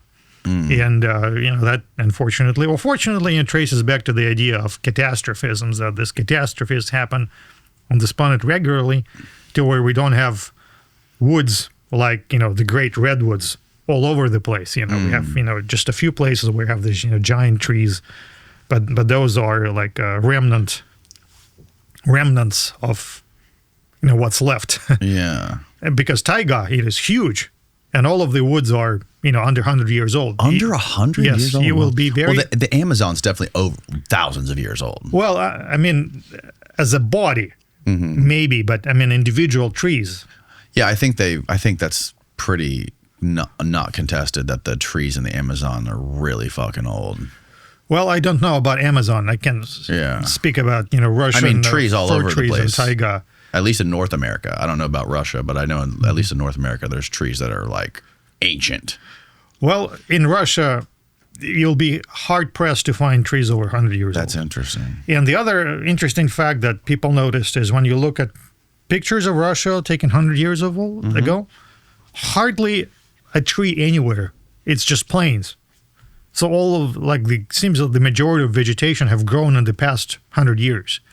And people often do this, side-by-side pictures of what a place looked like in the early 1900s. I mean, yeah, basically 100 years ago versus now. And you cannot recognize because on one picture, not a single tree, and now it's like all overgrown.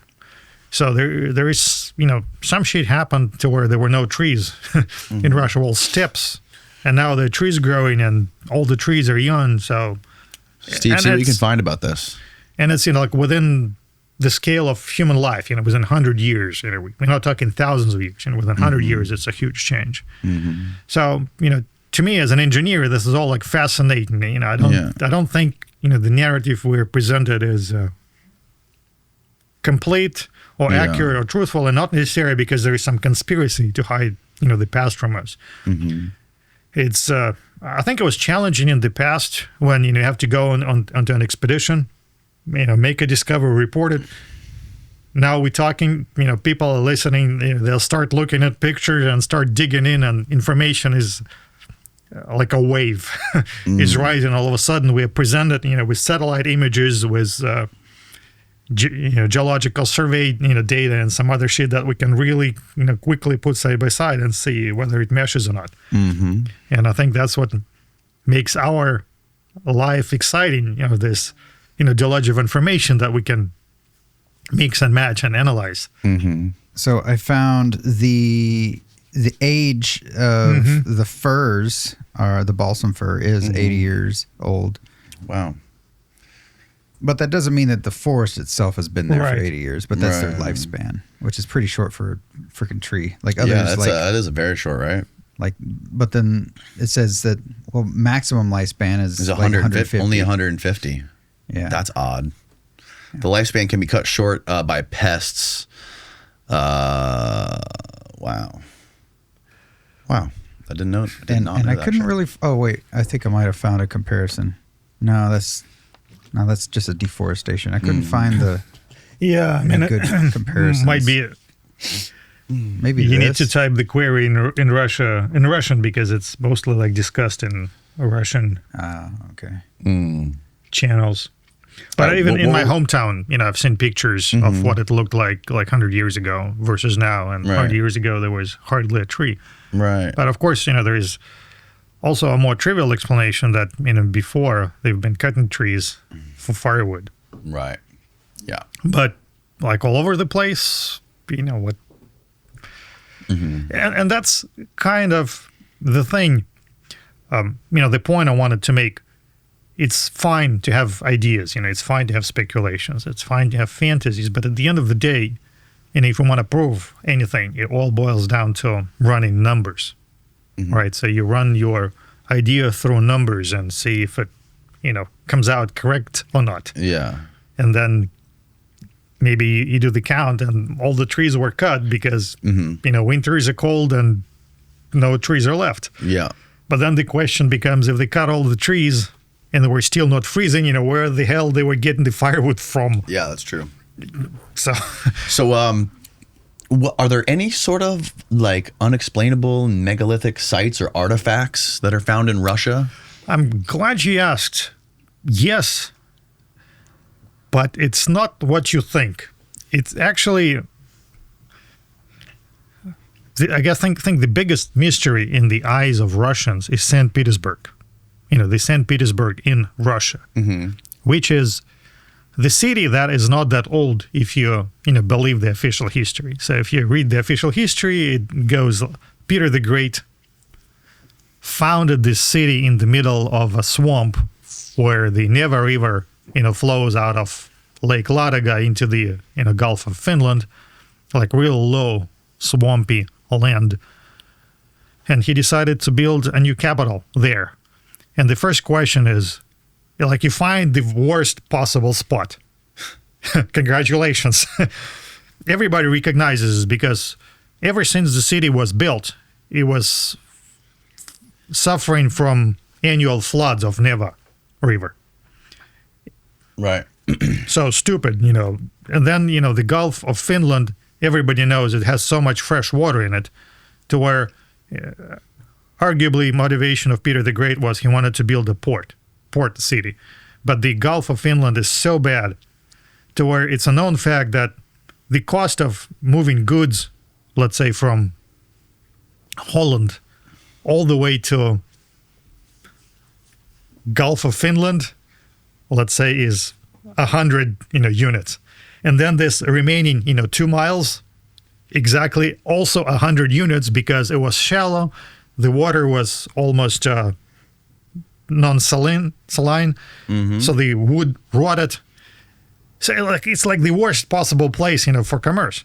But that aside, the bigger mystery is we have these palaces, just magnificent palaces in St. Petersburg, and cathedrals that have a megalithic component to them. And once again, it's a topic that's widely discussed in Russian communities, because it's close to our culture and probably not discussed here. But take, for example, St. Isaac's Cathedral. So if you open up a history book, it tells us that was built by Italian architect, and that cathedral has columns that are 100 feet tall. They're gigantic. Yes, they're huge. And they're telling us that, those columns were brought and quarried, and they have pictures. And when you look at those pictures, it makes no sense. There's no way, those columns were loaded on a barge, and not a chance in hell they were, transported and offloaded. And it's just the documentation that goes with it. What year? What year, roughly? 200 years ago, okay. Ish, maybe 300. Yeah, about 200, 300 years ago. So it's not that long ago. And there is arguably documentation, because the guy who built it, Montferrand, he put a journal where he documented it. And right. I build houses. I'm an engineer. I look at it, it looks odd. And then you also consider no roads. Russia was poor, and then you building these, huge multi-ton columns and bringing them over, it just doesn't make sense. But it goes further than that. Then all over St. Petersburg, which is, by the way, on the same longitude as Cairo, there is a lot of Egyptian motifs. There are sphinxes, and there is Egyptian-inspired architecture. There are these megalithic granite bathtubs that are exhibited at a hermitage, which we have no idea how the hell they were carved and brought. And then I guess the funniest thing is the Winter Palace, or the Hermitage Museum now. Yeah. It's actually a 3-story building, but the first story is entirely underground. And if you walk around it, there will be a hole where you can see a portion of the window. And if you excavate it further, you see the columns and everything. It's not like, it's like the first floor is buried completely. Meaning, how can you build 200 years ago and have your first floor be underground? And that's a pattern in every town in Russia. Really? Yes. The first floors are underground, to where the entrances to the building are often on the second floor, or in between the floors. Underground, when you say underground, is there a basement? Can you go down there, or is it? Yeah, you can go down there. I mean, okay. It's such a but common... it's you're saying that there's windows on the exterior. Yeah, windows and all of the decorative elements, and the first floor looks exactly like the ground floor now, but except it's underground. So it clearly was covered up. And when when you talk to, let's say, a historian, they say, oh, it's, dirt. Like, really, over 200 years, we have 6-7 feet of dirt. The street was never cleaned.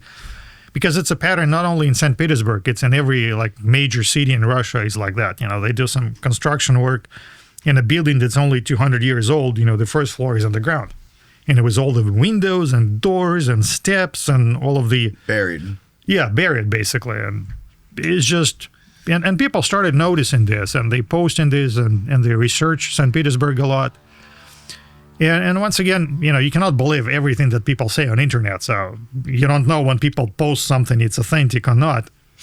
But... I want to see, what is the explanation for the giant granite bathtubs? Yeah.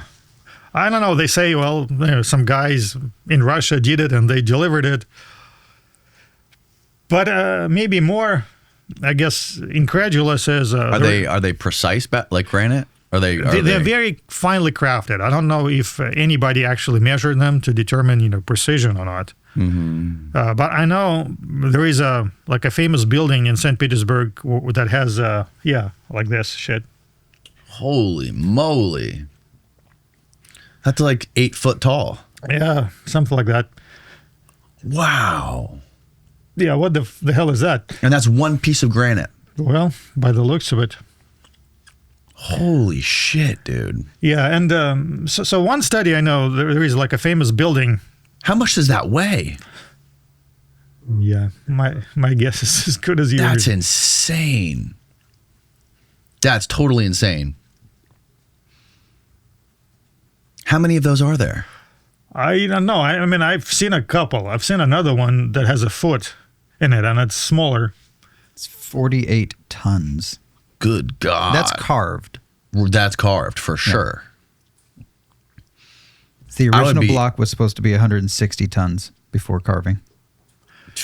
Yeah. So on that note, there is a famous monument in St. Petersburg, which is a monument to Peter the Great, and it's on the rock.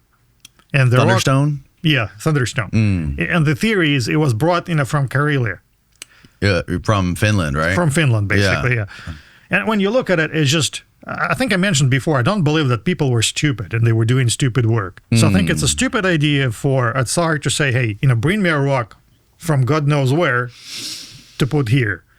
It's stupid, however you look at it. And even, okay, if somebody was that stupid to give that stupid order, how would you do it when there are no roads, no infrastructure? And well, they've documented how they moved that Thunderstone, right? Ben explained it to me how they built this rail system with bearings, and then they also built these giant ships, giant rafts with warships on each side of them to move it. Oh yeah, there you go. I think it's utter bullshit. Really? Yeah. Yeah, I mean, it just insults my intelligence. This whole story insults my intelligence. I mean, I believe that somebody could have created documentation to make it look plausible, but there is an example from the recent history. In the same town, it was called Leningrad during Soviet era. They wanted to erect a monument to the World War II, which was a granite obelisk.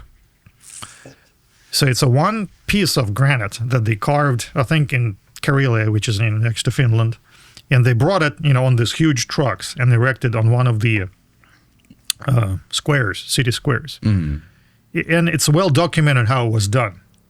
And it basically goes like this. Several research institutions were working for, I think, a year or two on the logistics of it.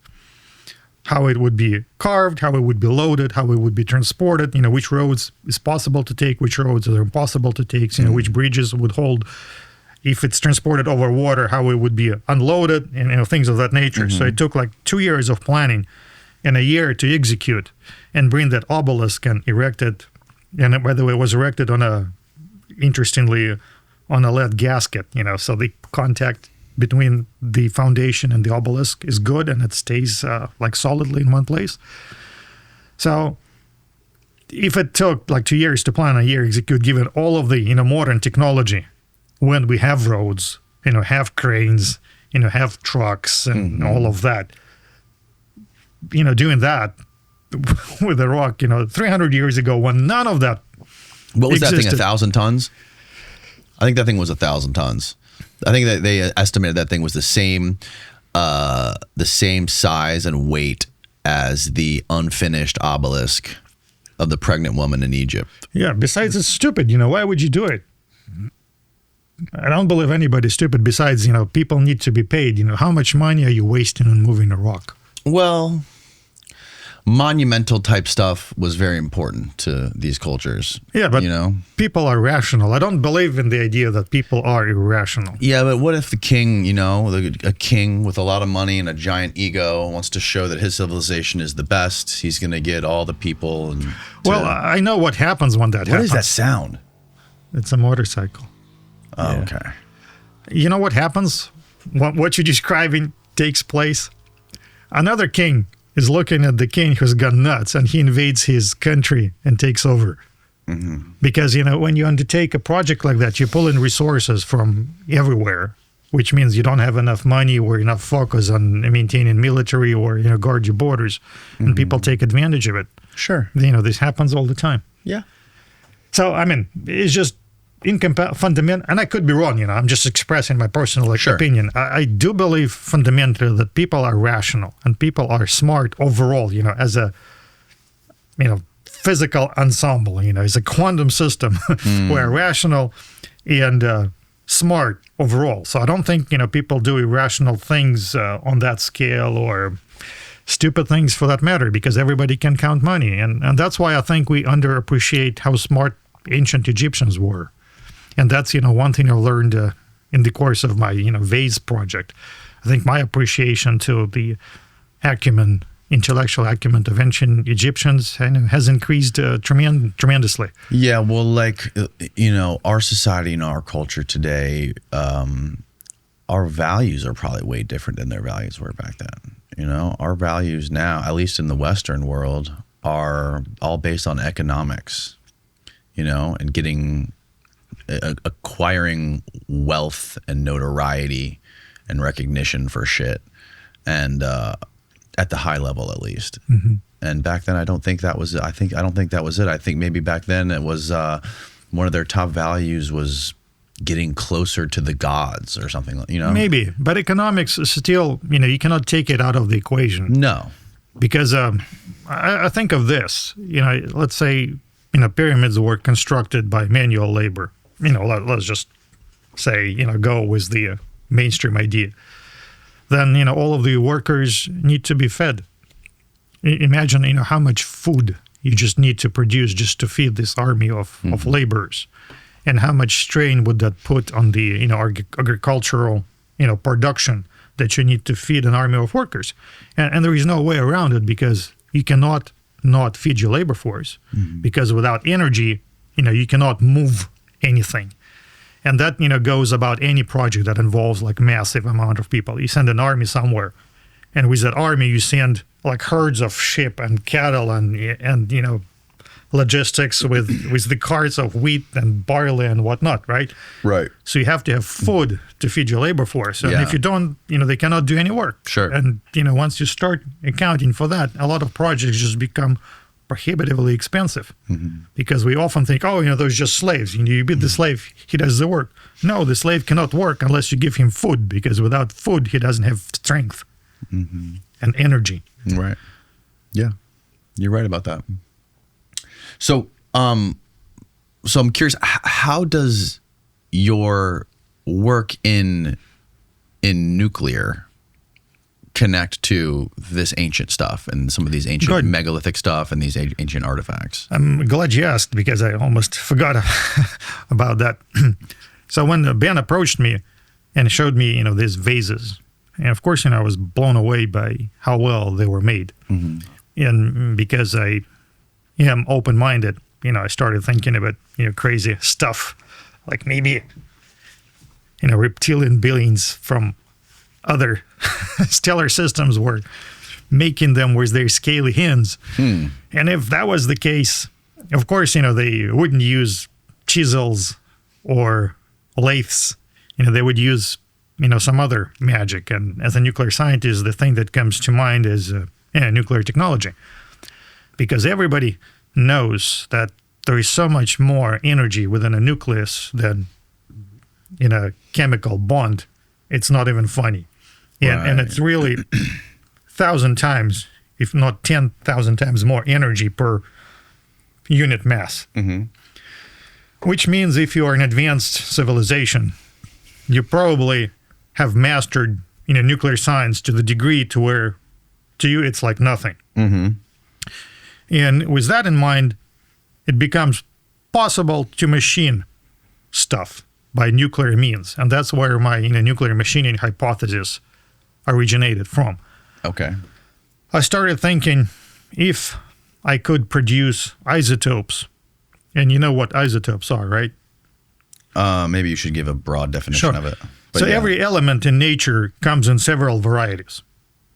Like take iron. There are several isotopes. It's still iron, but they differ by the count of neutrons, meaning one is slightly heavier or slightly lighter than the other, but any natural element is a mixture of isotopes. And some isotopes are benign in the sense that the only difference between them is just the count of neutrons. But in your body, in my body, in every object, there is the same mixture of them. But some isotopes are not benign. They are radioactive. And this is particularly important in the course of nuclear engineering. So you build a power plant, you put nuclear fuel in, and when that fuel decays, it produces a lot of neutrons that activate, meaning make new isotopes. So neutrons are kind of like a catalyst in nuclear science because they are absorbed by all elements differently. And when an element absorbs a neutron, it changes its isotopic composition. So one isotope transforms into another.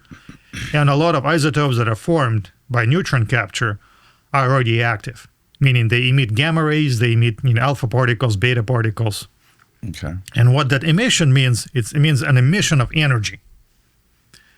And energy at a pretty significant level. So to put things in perspective, like a common type of radioactivity is alpha decay, meaning when an element decays, isotope decays, it emits an alpha particle. And this alpha particle travels pretty much at the speed of light. Not quite, but comparable to the speed of light. So when it hits something, it erodes a material it hits. Basically takes layers away. It's like a miniature projectile. And in the context of nanotechnology, this is known as nanomachining or ion machining. So in fact, a lot of electron microscopes or a lot of semiconductor fabrication equipment comes with ion beams. So it's like when you see in Chernobyl, when the meltdown happened in Chernobyl and they tried flying the helicopter over it, the helicopter just disintegrated. Well, I think it's an exaggeration, but in principle, that's possible. If you're... I thought that happened. It was in the show. Well, I would doubt it would have, disintegrated just because it was exposed to radiation at the level that Chernobyl could produce it. Oh. But in principle, if you have a powerful enough nuclear reactor, shit would just disintegrate, entirely. Right. So I would say, the nuclear science in general, it's like the next frontier of knowledge because, with it, you can do things that look like magic. You can make things disappear. You can make, matter out of nothing. You can change, lead to gold. You can, I'll give you a more... You can turn lead to gold. Yeah. I mean, that's what, nuclear science is theory, about. right. In practice. Oh. Yeah. It's been done. I mean, you don't get a lot of it. On a small level. Yeah, unless you have a very powerful reactor. But I'll give you this example. Plutonium-239, which is weapons grade material. That's what you put in a plutonium bomb. That's a very valuable metal because unless you have a critical amount of it to where it will explode, you have a small amount of it. The unique feature about it, it stays hot all the time. Red hot. So if you go on the internet and you Google a picture of plutonium, you'll get a picture of a glowing chunk of metal. And that's what nuclear energy is about. It stays hot all the time, year after year after year, decade after decade. Yeah, like that. Until it decays completely. It's just so full of nuclear energy that energy is coming out of it in terms of this alpha particle emission. Right. And how long does it stay like that? Years, decades. And this is one of the problems. This is one of the major problems with nuclear power plants, right? Well, this is what they say, that you have to like bury the nuclear material. I will get to it, but okay. What is unique about plutonium? Sorry, 238. Yeah, I mixed up with 239. Is you send a satellite to space, let's say Voyager, right? Mm-hmm. It's too far to where solar panels aren't going to be any good. So how do you energize it? Well, you put a chunk of that in it, mm-hmm. and it stays hot, and you surround it with thermoelectric elements, and you generate power. Oh wow! Okay. And that's why it's super useful, super safe. This particular one, plutonium-238. Yeah. And in Russia, it's been used a lot, to power polar stations and things of that nature. And that's what the magic about it is, like a perpetual battery. That chunk is going to produce kilowatts of energy, like day after day after day, year after year after year, for 10, 50 years and more. And how hard is it to create? Or to get? Can you make this, or does this have to come? How does it work? I don't understand. You make it in a nuclear power plant. Yeah. So you make plutonium-238 in a power plant. Yes. Okay. Mm-hmm. Yeah, you breed it. Mm-hmm. Okay. And I forgot where I was going with this. Oh, so to me this looks like magic. This is like the ultimate like magical artifact. You have a chunk of plutonium that constantly glows. Yeah. But by the same token, like in my research, I use polonium-210, which is similar. Plutonium-210? No, polonium. Polonium. Yeah. Okay. Which is similar to plutonium, but the difference is polonium decays slowly compared to polonium. It kind of sounds the same, plutonium, polonium, right? Mm-hmm. So plutonium decays slowly compared mm-hmm. to polonium.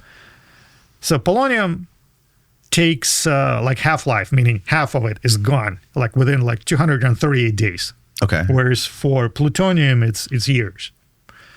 So this means if you have a sizable amount of polonium, mm-hmm. the rate at which it emits energy is like 1,000,000 times more. Than plutonium? Yes. But it just decays way faster? Yes. Okay. And that's, so you compress time, right? So it gives off, this nuclear energy at a rate that's 1,000,000 times faster. Yes. So it decays faster, right? Meaning if you had microscopic, not macroscopic, tangible quantity of polonium, you'd be able to like produce a ton of these alpha particles that if you could direct them somewhere, they would just, make holes, remove material, shave off material. Basically obliterate. Destroy shit. Yeah, destroy shit, yes. And I'm thinking if you are an advanced civilization, surely you mastered nuclear power, and surely, you can produce any isotope you want, and surely you can produce isotopes that, let's say emit alpha particles for the sake of machining, because then you have non-contact machining. You don't have any cutters or borers, right? You have just this material, and it will remove, layers that you want to remove just by virtue of ablation. Mm-hmm. And this is not, controversial, not fantastic. We use it in ion beams. We don't necessarily use it, with radioisotopes because we don't know how to direct, those alpha particles. We don't have that, technological. They just emit it in all directions. Mm-hmm. But it doesn't mean, we can learn, if we wanted to, right? And also we don't synthesize them in large quantities. One of the reasons it's expensive, the other reason is it's regulated, and the third reason is we don't know how to handle, these materials. Haven't learned yet. But what was the material that was in the demon core that killed plutonium. That guy? That was plutonium. Yeah. Was that plutonium-238? I think it was 239. Yes. 239. Yeah. Mm-hmm. So 238 is benign in the sense that it emits only alpha particles. It's not going to be useful to make a bomb mm-hmm. by itself. Okay. Yeah, but 239, you collect enough of it, it's just going to explode because you have this runaway chain reaction. But that, alpha emission, was one idea because it's just one of the particles that can be emitted. The other particle is a beta particle or electron. So basically when some isotopes decay, they emit either alpha particles, which is helium ions. Another possibility, when isotope decays, it emits beta particles, which is electron, high energy electron. Basically, it's a source of electricity. So if you had a material like, cobalt 60 or, cobalt 57, and some others, they even used commercially for making like tiny nuclear batteries. Let's say you have a heart implant. You're not going to change batteries in a heart implant, right? You don't want to open your chest to put a battery. What they do, they starting now to make this, tiny nuclear batteries. Really? That are powered by these isotopes that emit beta particles. And it's called beta voltaics. And they use these now? Yes. The drawback of these is very low power. So you cannot run your iPhone on beta voltaics yet. In principle, you could, if you master, the nuclear tech to the next level, in principle, you could. If you generated enough of these, isotopes and it was economical enough.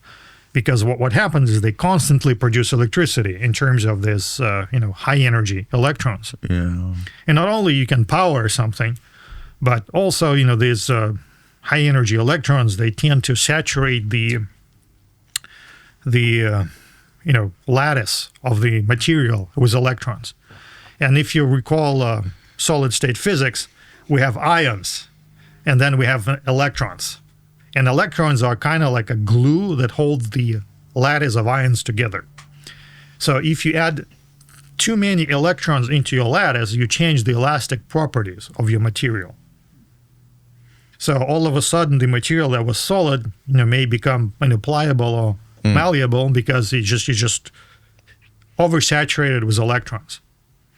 And that's kind of a conjecture hypothesis with some experimental support, because I don't know if you heard about Hutchinson effect.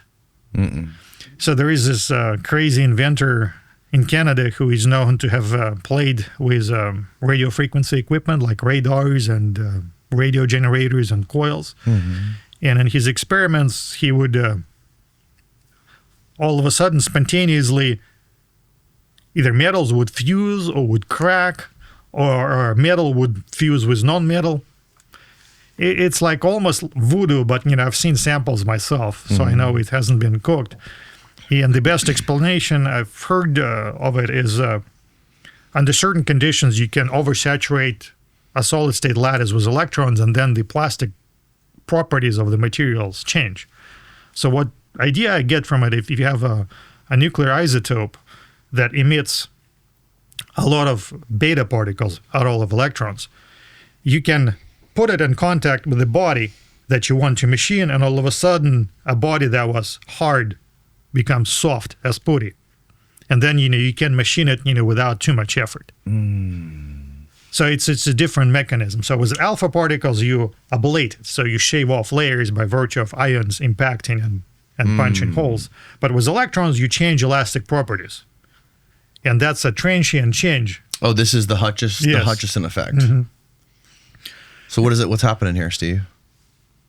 I think that's what he's talking about. It's a block of metal. What is that? That's metal? It's a block of metal. Whoa! And they're shooting it with beta particles? Or No, beta? just electromagnetic fields. Just electromagnetic fields? Wow. Oh, that's wild. A block of iron. Yeah, I mean, it's unbelievable. And that's what I'm saying. I think the answer is in nuclear technology. So you think that they were using this nuclear technology to soften granite? I think it's possible. I don't know. I can only speculate, what happened in the past. But I'm thinking, creatively, as an engineer, what I would do if I wanted to accomplish. And two things come to mind. Yeah, I would use electrons to change the elastic properties of stone, and then I'd be able to machine and mold it.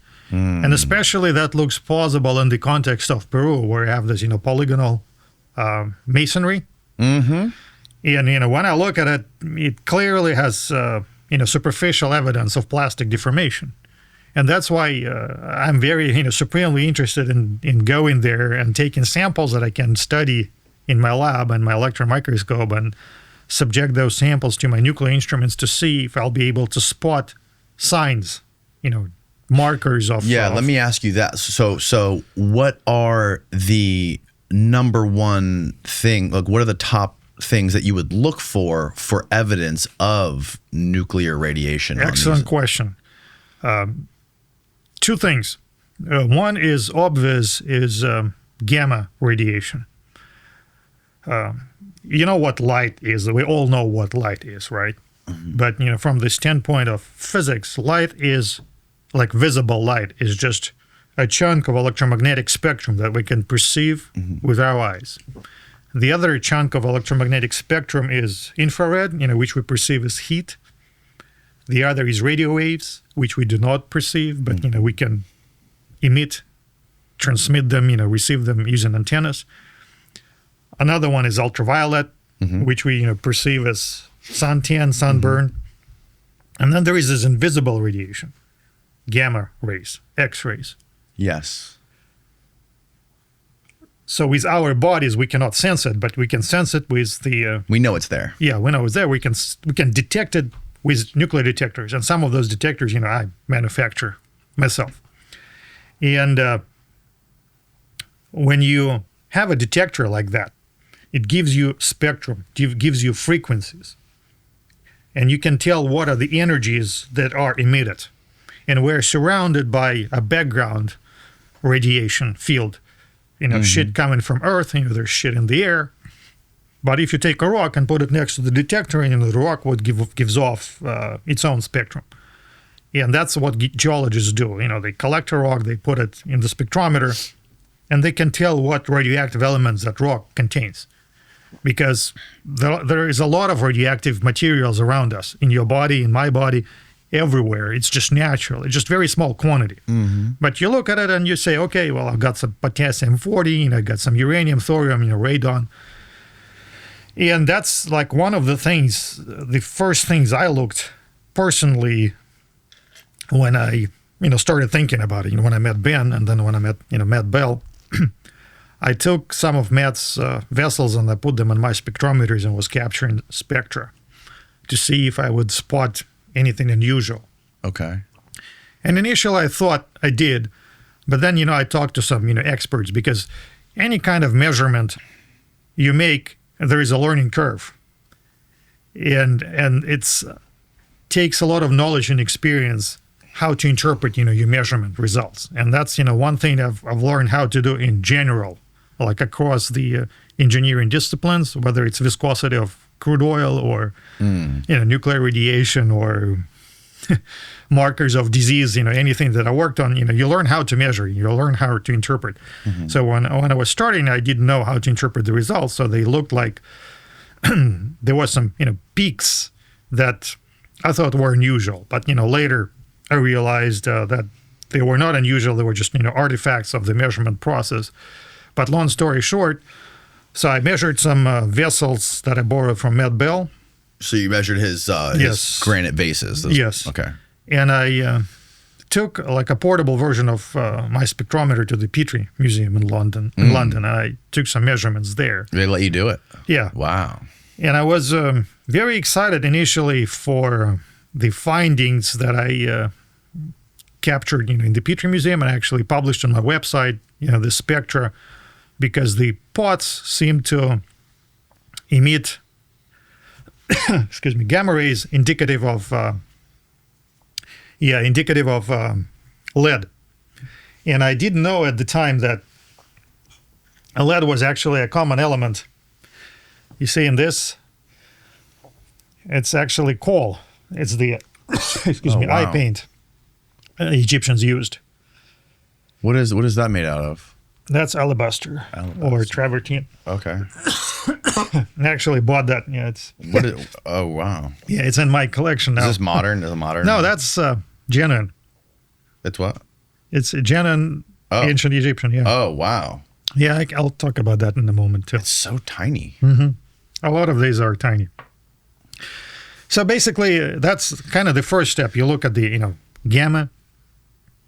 And I looked and I didn't find anything. And recently I bought a much more expensive and state-of-the-art instrument for gamma detection, which was like a godsend. Usually I buy shit on eBay. And for years I've been watching it. It was never like a good detector. It was always some 30-year-old junk. Yeah. And finally there was a modern detector, so I bought it. So that was a gift from God, which is very accurate, very like the best thing. So I took some measurements, and I didn't see anything on the pots, but it doesn't mean I will not find anything on other samples. So I'm very interested in taking the detector, let's say, to Peru or actually to Egypt, and see what I will detect on site. Because if pots weren't made using nuclear technology, doesn't mean some other stones weren't. So if these pots were made 5,000 years ago using nuclear technology, you would still see the isotopes on here with this detector. Yes. So one thing you would see is, as I said, the gamma spectrum, and the other thing you would see the change in isotopic composition. That's the other marker. So basically, you take a tiny sample of stone from and you run it through another instrument, and you would see how the isotopic ratios changed. So if it was softened and shaped from nuclear, it would change the composition. I would expect it to change its isotopic composition, not maybe so much the elemental composition, although it might change elemental composition as well, but the change would be small. And did you take two samples, like one vase of red granite and another chunk of red granite that was not touched, and measure That's what you have to do. I haven't done that. You haven't done that yet? No, I haven't done it. Okay. I would like to do something like that, but with samples, let's say, from the polygonal masonry in Peru, and that's what I actually asked Ben if he would collect some material for me for analysis, because he's there right now. But I don't believe that the stone vases worked with any magical technology anymore, and we can talk about that. But I do believe that we need to study the megaliths, and particularly the ones that exhibit the plastic deformations. Well, what about like that giant 1,000-ton obelisk that was never finished? There's giant scoop marks out of it. Well, I'd like to study samples of that. Yeah. So and there's scoop marks everywhere. Yeah, and Egypt, that's right? what makes it interesting to me, because I don't believe in the diorite pounder, because it goes against my believe that people aren't stupid, right? So when I hear this theory that sounds stupid, that somebody with a pounding block was pounding there, I don't believe any civilization was up for doing stupid work. Okay, maybe it was done with diorite pounders, but not the way it is described. You see what I mean? So I genuinely believe in human ingenuity and inventiveness to where nobody. You remember the iRobot movie? Yeah. When Will Smith was talking to this lady, and they were standing in front of the army of robots, and he asked her, how would you find out the guy we're looking for? She says, well, we got to interrogate all of them, cross-reference the responses. How long will it take? Oh, a couple of years. He said, you get started. Yeah. And he shot, the gun, and the robot moved, and that's how he knew. That's a classic example of human ingenuity. We don't do stupid work. We're lazy. We need too much food. If you have an army of guys with diorite pounders, you got to feed them. Where are you going to find food to feed them? Sure. They're not going to find food themselves. And without food, they're going to die. So it's going to be expensive. So, but you're right. That's the kind of sample I need to study.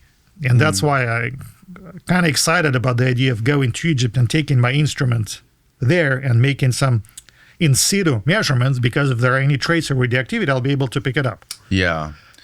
What are these two vases that you brought? Okay, well, I don't know if you want to talk about the vase project or not, but I pretty much closed the book on it. I think I know how they were made, and I can tell you. You think you know how the vases were made? Yes. All of the vases. Like these ones. I know how two classes of vases have been made, and I have a pretty solid judgment about which vases are genuine and which are fake. Okay. So we can go into that rabbit hole. Yeah. Yeah, let's do that. I have a couple questions, though, before we do that, about the nuclear stuff. One, are you aware of the nuclear isotopes that were discovered, I think on Mars? There was a specific isotope on Mars that was discovered that matched something they find only on sites on Earth where we've done nuclear tests with the atomic bombs and I heard about that. Xenon. Xenon. Yes, that's what it is. Xenon 129 or something like that. Yes, it's actually a very interesting story, and I'm glad you reminded me of it because there is some other thing I wanted to tell you about isotopes, which I think is more interesting than anything else. But it's exactly, the marker we're looking for in terms of showing that a man-made nuclear reaction took place as opposed to natural. There is a list of isotopes known as technogenic isotopes. They are not found in nature for two reasons. Either they're too weird or they're too short-lived, meaning if they are produced naturally, they would have decayed. And to the point you will not observe them. Right. So what was found on Mars, fits this, technogenic hypothesis because it's an unusual isotope and I think it's fairly short-lived one. So it's definitely an interesting case. I cannot comment more on it because I didn't study it closely, but it really, caught my attention. And that's, what I'm looking for in these, Egyptian samples or any kind of samples from the man-made artifacts that I would like to study. I'd like to find similar traces. Because if I find something like that, it's pretty much a smoking gun. So xenon, what do you know about xenon? Is that only a manufactured, or can that happen natural? Well, xenon is present naturally in the atmosphere. It's like a trace amount. Stephen, find the exact isotope, the xenon, and the number that goes after it that was found, discovered in under nuclear explosion sites, and that was also found on Mars. Yeah, but that particular xenon is a known product of fission. So when you have nuclear fission, which happens in nuclear reactors or during an atomic bomb explosion, you get this particular xenon isotope produced. Yes. In unnatural quantities. Okay. And that's how we can tell that a nuclear explosion took place. Now, in the case of Mars, we don't know what other processes might produce it. So therefore, we cannot say definitely it's been a nuclear explosion. What we can say, it's consistent with nuclear explosion, but we don't know enough about physics of Mars to rule out other possibilities. But I'm not an expert, so I cannot. Stephen, scroll up. What did you search for? Let me see what you typed in. Xenon isotope found in nuclear explosions. Okay. Type in Mars after that. See what it comes up with. I'm curious. Yeah, Mars. M-A-R-S. Fuck.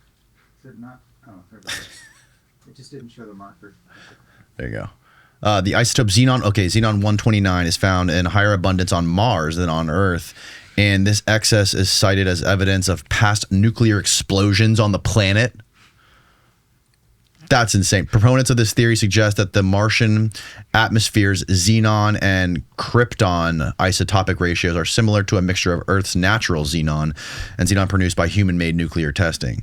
Yeah, this is what compels all the theories of an ancient nuclear catastrophe on Mars, right? And the theory that we could have come from Mars, like human beings, we could have terraformed this planet and turned it into something that was habitable by creating the moon and the tides and all that stuff to make this this planet was basically the target of whoever came from Mars as like a breakaway civilization, and we evolved. Yeah, I mean, there are plenty of signs pointing to that.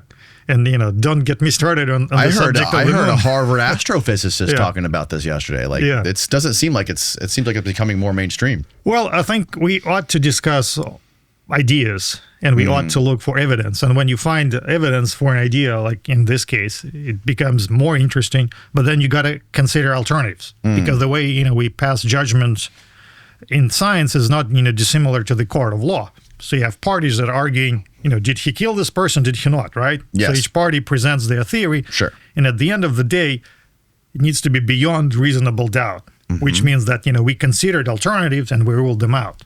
So it's never good to say, he killed it because, we found the gun. It's not enough because there could be other explanations. Sure. Otherwise, it's just a religion. Right. And, with these situations, we got to look at the alternatives. Yeah. And but what I really wanted to mention, nearly forgot to, is in the case of nuclear isotopes, something else becomes possible. How these blocks were moved, because that's a big question. We have these multi-ton blocks. How the hell were they moved 500 miles from Aswan Quarry, all the way to Giza Plateau, right? And the thing is, You know that Earth is not just, a planet. It's a planet that has an electric field. We have thunderstorms, right? Tesla was all about electricity. It's not controversial at all that we live in a planet that produces a pretty strong electric field, meaning the surface of the planet we stand on is negatively charged normally. And the ionosphere is positively charged. And we live in this, pretty strong electric field that discharges itself, during thunderstorms. We all know that. What we underappreciate is that we can put this electric field to good work. And in fact, there are species of spiders on this planet that can sense the electric field. And when they detect, because it fluctuates during the day, but when it's at the strongest, they can sense it, and then they deploy the piece of spider web that is negatively charged.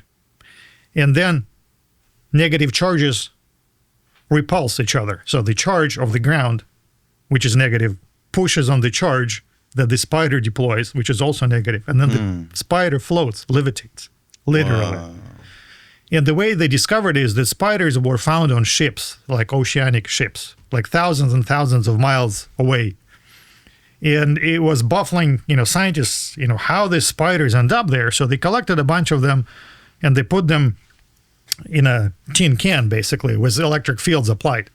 And when they started, raising the strengths of the field, at some point, spiders' behavior changed. They sensed that the field was strong enough, so they started deploying the spider webs. And when the field was strong enough, they started floating. And then when they killed the field, the spiders basically fell to the floor. Wow. Yeah, this is fairly recent discovery. It's not controversial. It is very well known. Yeah, these are the spiders. Exactly.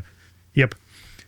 So you see, nature takes advantage of the fact that the Earth is electrically charged, and these clever spiders, they use it to float, defeating the gravity, but not in a fantastic way, just relying on electrostatic.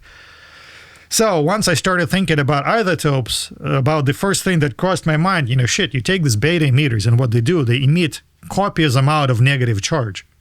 So if you produce these isotopes, and let's say you put them on a craft, the craft would float in Earth's, gravity, just because the static charge on the craft is pushing against the static charge of the Earth, and you get this, repulsion of Coulomb charges, and the craft would levitate.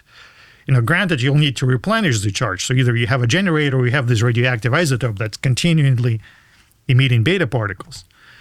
And then it becomes possible, to apply this isotope, let's say, to a stone you wish to transport. And all of a sudden, the stone would lose its weight. But not, because of some magic or whatnot, but because this isotope decays and charges the stone to an immense, negative charge, to where the field of the Earth, pushes it up, the electric field of the Earth. Same as in the case of the spider. Except in the case of the spider, you don't need nuclear science, because spider weighs, next to nothing, right? But, a huge giant stone block would require a substantial charge, and you can develop that charge by, coating, let's say, the block with this, nuclear isotope that's producing beta particles. And it's producing them as it decays. So at some point, it will wear off, and the stone, would settle. So you could, but how would you move it? I mean, you just push on it. So you could hover it and just push it? Right, basically. Kind of like a ship. A ship weighs who knows how many tons, and it's not that difficult, to push it off the dock. So I think it's the same idea. Interesting. And maybe, the side effect was that the stones were, turning softer in the process, just because the crystalline lattice was overwhelmed. But I think, if we're fantasizing about, some advanced civilization, conducting megalithic construction, I think that's how they would do it, because it's entirely, within the realm of possible. And, the spiders show us how it's done. Yeah. But even there are some places on Earth, like Gobi Desert, where the electric field is so strong naturally that if you go there, the hair will stand on your head. Gobi. It's in Mongolia. Oh, okay. It's China, Mongolia. I think it's spelled Goby or Gobi. And there are videos that people post when they go there. The field is so strong, your hair stands and you hear crackling. Wow. And there is a danger that you're going to be struck by lightning. Oh, really? Yes, because, the field is so strong. Is it like super high altitude? I don't know about the altitude. Mm-hmm.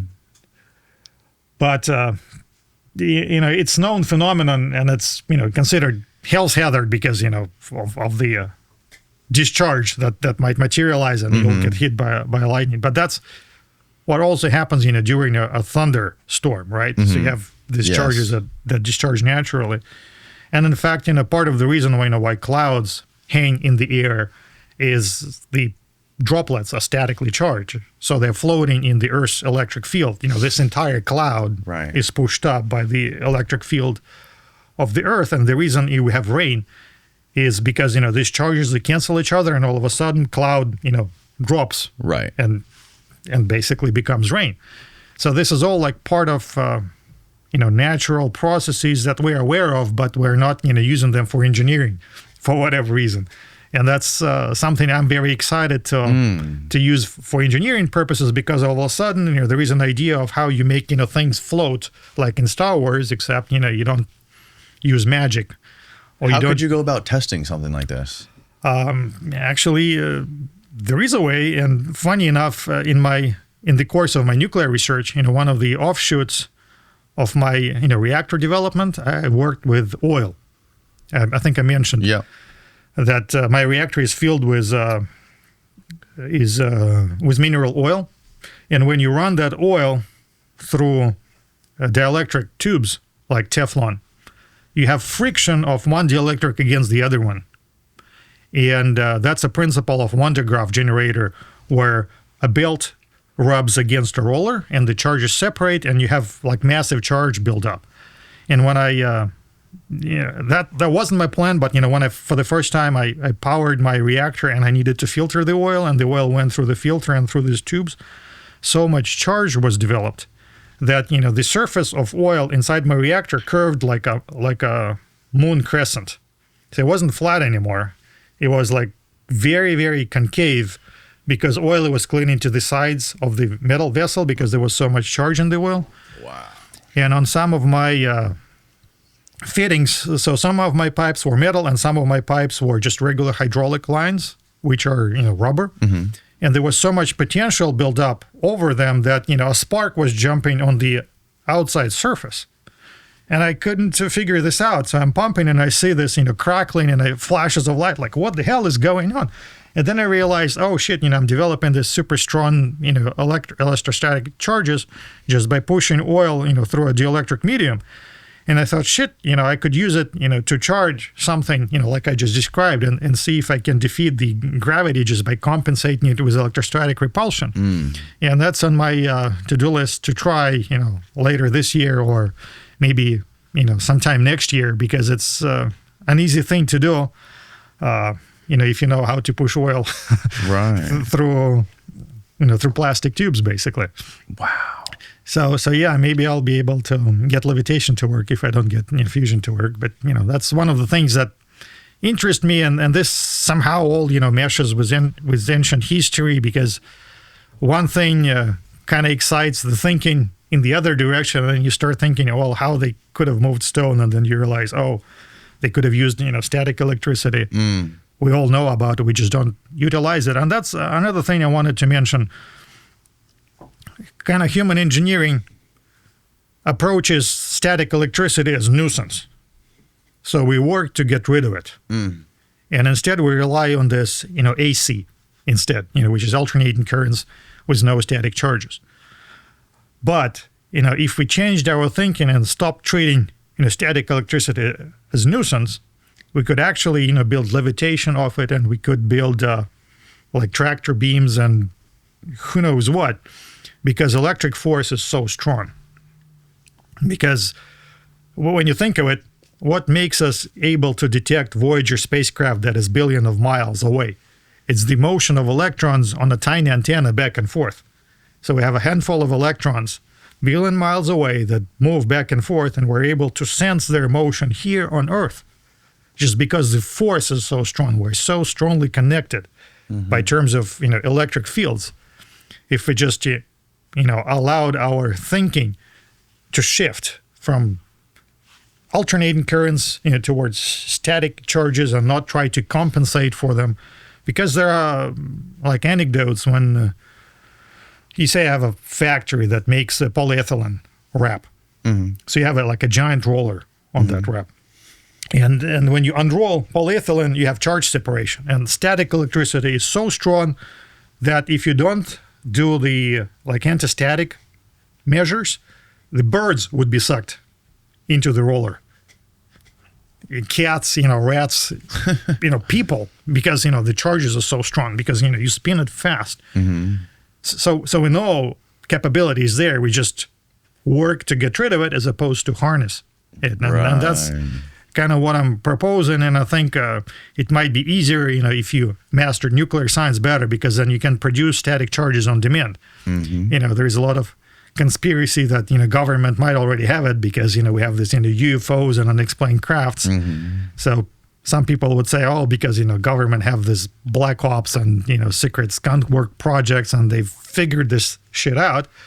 And initially it sounds like bullshit, but then when you realize, maybe they mastered nuclear technology and not telling us about it, maybe they're able to generate static charges, and maybe the next generation crafts that we interpret as UFOs are really built on that technology, is able to generate electricity on the fly, and that compensates for its gravity. So you have a craft that's hovering or flying, not because it has engines that are working to move air or jet engines, but because it's producing electricity that's compensating, basically acting against the charge of the earth and balancing the craft in that way. Wow. So I think it's a very fruitful idea for research. And in fact, it's particularly easier to... Someone will pay you a visit if you get too far down that rabbit hole. Yeah, well, I think it's even easier to implement if you have like a tunnel, because in a tunnel you can actually control a field. And you can boost Earth's field, and you can have object levitate through tunnel because you can control the strength of the field. Right. Well, it's... Wild. A whole subject, yes. All right, let's go to these vases. You figured out how they're made. Let's figure. I think so. Yeah, and unfortunately for the ancient tech, I think the explanation is trivial. But let me show you a few. Actually, I brought a few. This is Matt's vase, by the way, which is very representative from the vases that I studied, personally at the Petrie Museum and in Matt's collection. Is this one, have you measured this one? Yes. How precise is this one? It's consistent with manual precision. It just looks like it was made with clay, like someone pinch potted it. Like yes. Especially these little, whatever these little handles are. I would say it's made by grinding, and I'll show you another one. This one I bought, so this is mine. And this is also like finely made. Where did you buy it? This one I bought on eBay, believe it or not, and I was able to run some tests on it to show that it's genuine, and I'll talk about it. To show that it's genuine. Where is it allegedly from?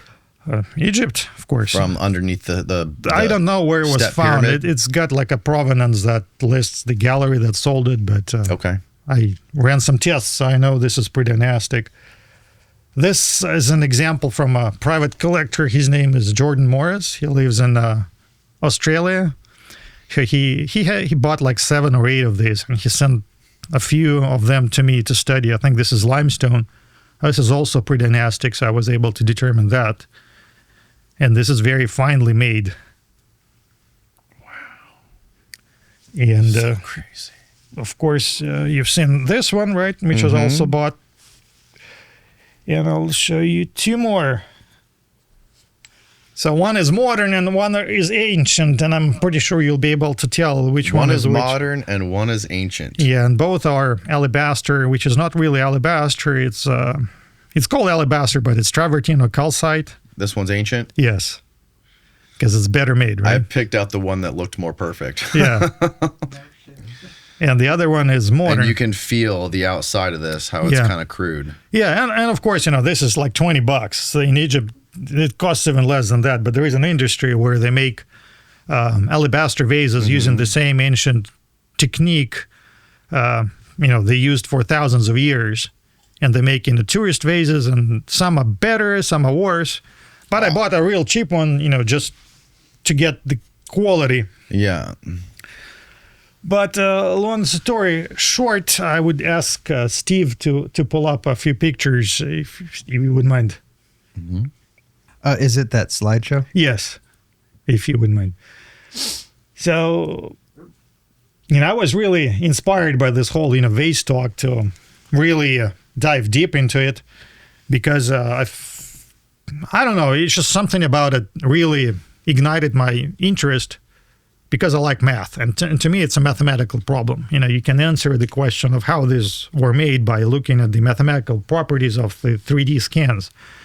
And I was fortunate that, Matt Bell agreed to work with me, and he shared, a bunch of CT scans of his vessels, with me, that I was able to study and develop a metrological technique, basically a mathematical algorithm that can tell me what's happening as far as how this vase was made. And the first thing I've done, I've determined, or rather defined, a quality metric. Is when you look at a vessel, let's say, this modern vessel, or let's say this ancient vessel, how can you characterize it? And the typical metric that we use when we machine is tolerance, right? And we say that something is machined to a certain tolerance, and I think it's not a particularly useful thing for archaeological objects, because we don't know what the blueprint for it was, right? So was it precisely made, not precisely made? It's impossible to tell unless you have a blueprint. So what I did instead, I developed a quality metric, which is a combination of concentricity and circularity, which is by slicing the 3D model of a vessel. If it's like rotational symmetric, you get more or less circles. Yeah. And how circular those slices are, that's your circularity, right? How well aligned they are, that's your concentricity. And what I've done, I've scanned like almost 200 vessels, about 60 or 70 modern ones, like this one, like this granite vase, which is run of the mill, from China for $40, made out of solid granite. How is that made?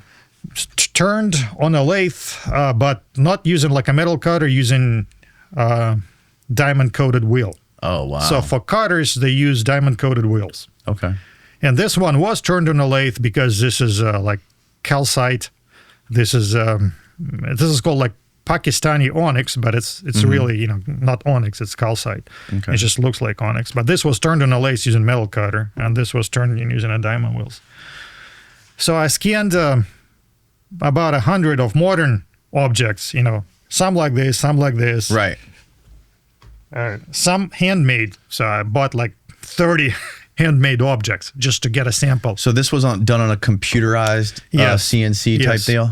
Okay. This was done manually on a lathe, but manually without CNC. This was CNC. This was manual lathe work. Got it. And this is like an entirely manual production. Okay. And I've built a chart. So let me see. Let's scroll down. Oh, okay. There is a chart there. I think slide number 13. Oh, slide 13. There you go. Yeah. I think that's a pretty telling chart. So what you see here is 3 types of objects. Yellow, blue, and red. And yellow are all of the modern objects. These vases that are made on CNC or on lathe. Red are all of the, manual, this that I bought from Egypt or made by other artists by hand. So I know for a fact, the thread triangles are made by hand. Okay. And the blue ones are all of the objects I measured in the Petrie Museum. And what we see that the blue squares are entirely, the same distribution as the red triangles. Yeah. And completely is not matching at all in the distribution of yellow dots. So what it tells me, without any doubt, is that the, machine-made quality is clearly distinguishable from a handmade quality in terms of, concentricity and circularity when you represent it this way. So this chart is able to expose or tell apart machine work from manual work. Right. Because on a machine, your circularity is concentricity is far greater. And that's why, your yellow points are grouped, towards the lower corner. Okay. So it tells you it's higher quality. And none of the, Petri museum objects is, nearly is remotely in that area. Okay. Which, if we go down, one slide, there is another interesting observation. It's slide 14. Yeah, good. So this is a map of how the outer surface was ground or made, versus the inner surface. Okay. And once again, the yellow area is the, machine-made objects made on a lathe. The red are, the manual objects that are made by, Egyptians and other artists by hand, by just grinding and turning an auger. And the blue one is the Petri.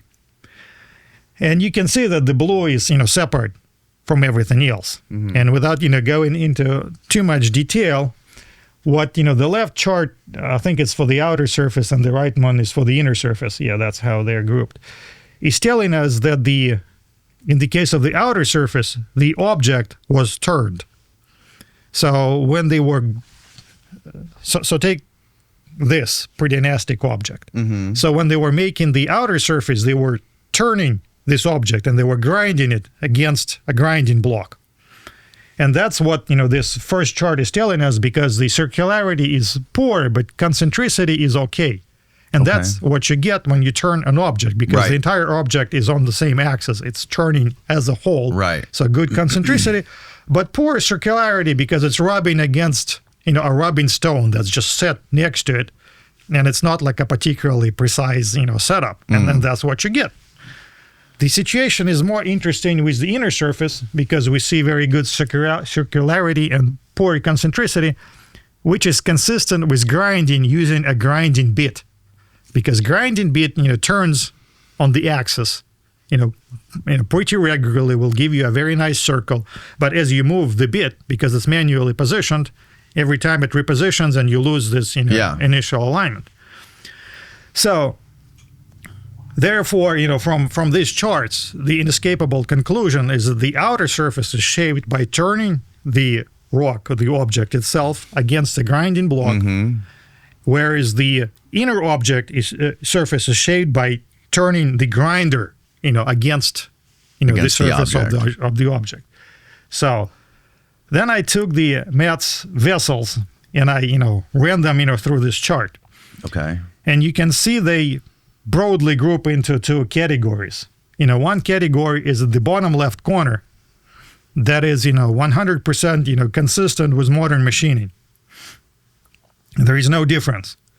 Whereas the rest of the object, is, pretty much consistent with manual labor or with what I found at the Petri. These are all Matt's vessels. Yes. Yeah, those those that I was given scans of.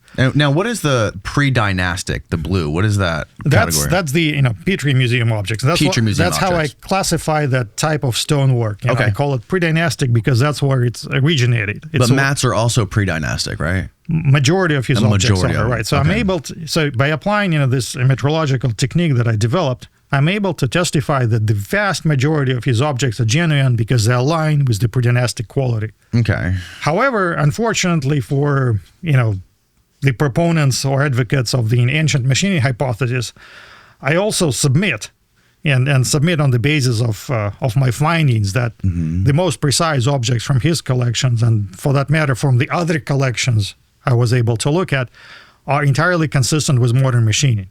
So I believe that those aren't genuine objects. I believe that those are made in modern times, meaning, last, 100, 200 years. Okay. Because, when I look at them, they group. The bottom left. Yeah, the bottom left. They group exactly separately, they group exactly as modern objects are, and they're not at all consistent, with the rest of the vases in the study. Okay. And, granted, I haven't scanned every single, object in a museum, right? So I cannot say, I've looked at every single one, right? How many roughly did you look at? I scanned 20 museum objects, and I looked at overall like nearly 100 objects in private collections. Okay. Majority from Matt's collection, but a good deal from Jordan Morris's collection, and Okay. another gentleman I met on internet also sent me his collection, which I also scanned. Okay. And every time the objects fall into two categories. If there is like nothing in between, it's either like the bottom left corner where it's like modern machining, or it's this general cloud that Yeah. coincides with both manual made or predynastic quality. And I think the conclusion is inescapable. The finely made objects, they are on provenance, so we don't know where they came from, right? They are alleged to be of The ancient, bottom left, we don't know. yeah, Okay. of ancient Egyptian origin, but we don't know. We don't know where they were found, and when they look like modern, I think they are modern. It's basically when it looks like a duck and quacks like a duck, it's ought to be a duck. So Now, do those ones on the bottom left that are perfectly machined, do those have these little handles that are built into them? yes. Okay. And, to me, this situation is not surprising because, Egyptian antiquities is the most forged artifact in history. Right. It's been known for hundreds of years. And even, to this day, the subject of authenticity is the most one widely discussed. Because the most recent example is, I think, Barcelona Museum. They purchased a bunch of their Egyptian antiquities on open markets. And they've been criticized by, basically buying fakes because Egyptologists know that a lot of, high-profile purchases end up being fake in terms of Egyptian antiquities. And there are particular antiquities dealers that are more notoriously for selling fakes to museums like British Museum or Berlin Museum. And later, those cases are exposed. But there is also an argument that museums serve the purpose of entertainment. Not all museums conduct research. Some are just, to drive tourists, to sell tickets. So therefore, they exhibit objects of interest, whether genuine or not. And for that matter, a good example is a crystal skull at the British Museum. The crystal skull history. So that particular skull was shown to be in a modern reproduction because traces of the diamond wheel were found on its surface when it was examined through electron microscope. But they decided to keep, the object in the exhibit and use it as an opportunity to educate the public about the forgery. Sure. Sells tickets. Here is a very popular item. We didn't know how it was made until we looked at the electron microscope and we know the traces. Wow. So therefore, I don't think it's surprising, and I think it's expected. Besides, forgery for the sake of forgery, there's also forgery for the sake of imitation. For example, royal families in Europe, they wanted to have Egyptian antiquities, and they had their workshops make stuff for them that looked Egyptian. Like Russian Tsar family had a Fabergé workshop that made niceties for the royal family. Whatever prince or princess wanted, they made. So it's not a stretch that they made some artifacts that were imitating ancient Egyptian objects just for the sake of entertainment for the royalty and nobility because the interest was there.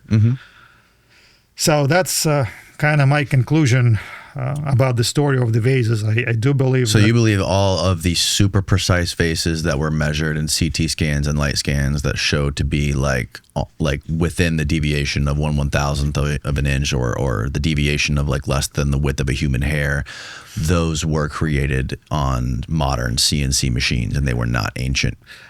Not necessarily CNC, but on modern machines. They weren't. Those things aren't ancient. Yeah, I don't believe that those things are even though they're so thin, like they're so perfectly thin. The interesting thing is when I was looking into the topic of manufacturing of these granite vases, so I contacted Chinese manufacturers and they just drowned me with proposals on what they can make. And they've sent me so many videos that blew my mind, which reminded me a story when I think Steve Jobs wanted to make an iPhone. He went to American manufacturers and they said, well, let us think about it. And then he went to Chinese manufacturers, and the next day they brought him samples. So it was a very similar, you know that story? No. It was a sample of a screen. He wanted a sample of a screen, and he couldn't get one from American manufacturers, but by Chinese brought him samples the next day. Wow. Yeah. So a similar situation exists for the granite manufacturing. It's actually very developed because evidently there is demand for various granite vessels that are culturally specific, like rice pots and pots for spices and whatnot. They sent me like a bunch of pictures of what they make currently, like for their customers. And they showed me videos of their various like CNC implements where they machine in these vessels and vases. Yeah. And I bought this one, and this is a reject because it has chips and nicks in it. And it seems to be like more precise than, Than all of them. yeah, basically. And it's run of the mill, it's nothing special. It's basically a flower vase for And it's cemetery. a straight tube Right. shot straight down. Yeah. They can make inner cavities hollow to the spec because can. they use diamond saws for it. Yeah. Yeah. That's wild. So I'm even, considering, commissioning them, a replica of the Egyptian vase, just We should for do the heck of that. it. We should get them to create a granite one. Yeah, maybe I should, because they basically asked me to send them a drawing, and then they already gave me a quote. I think they wanted like $500 to make one. Okay.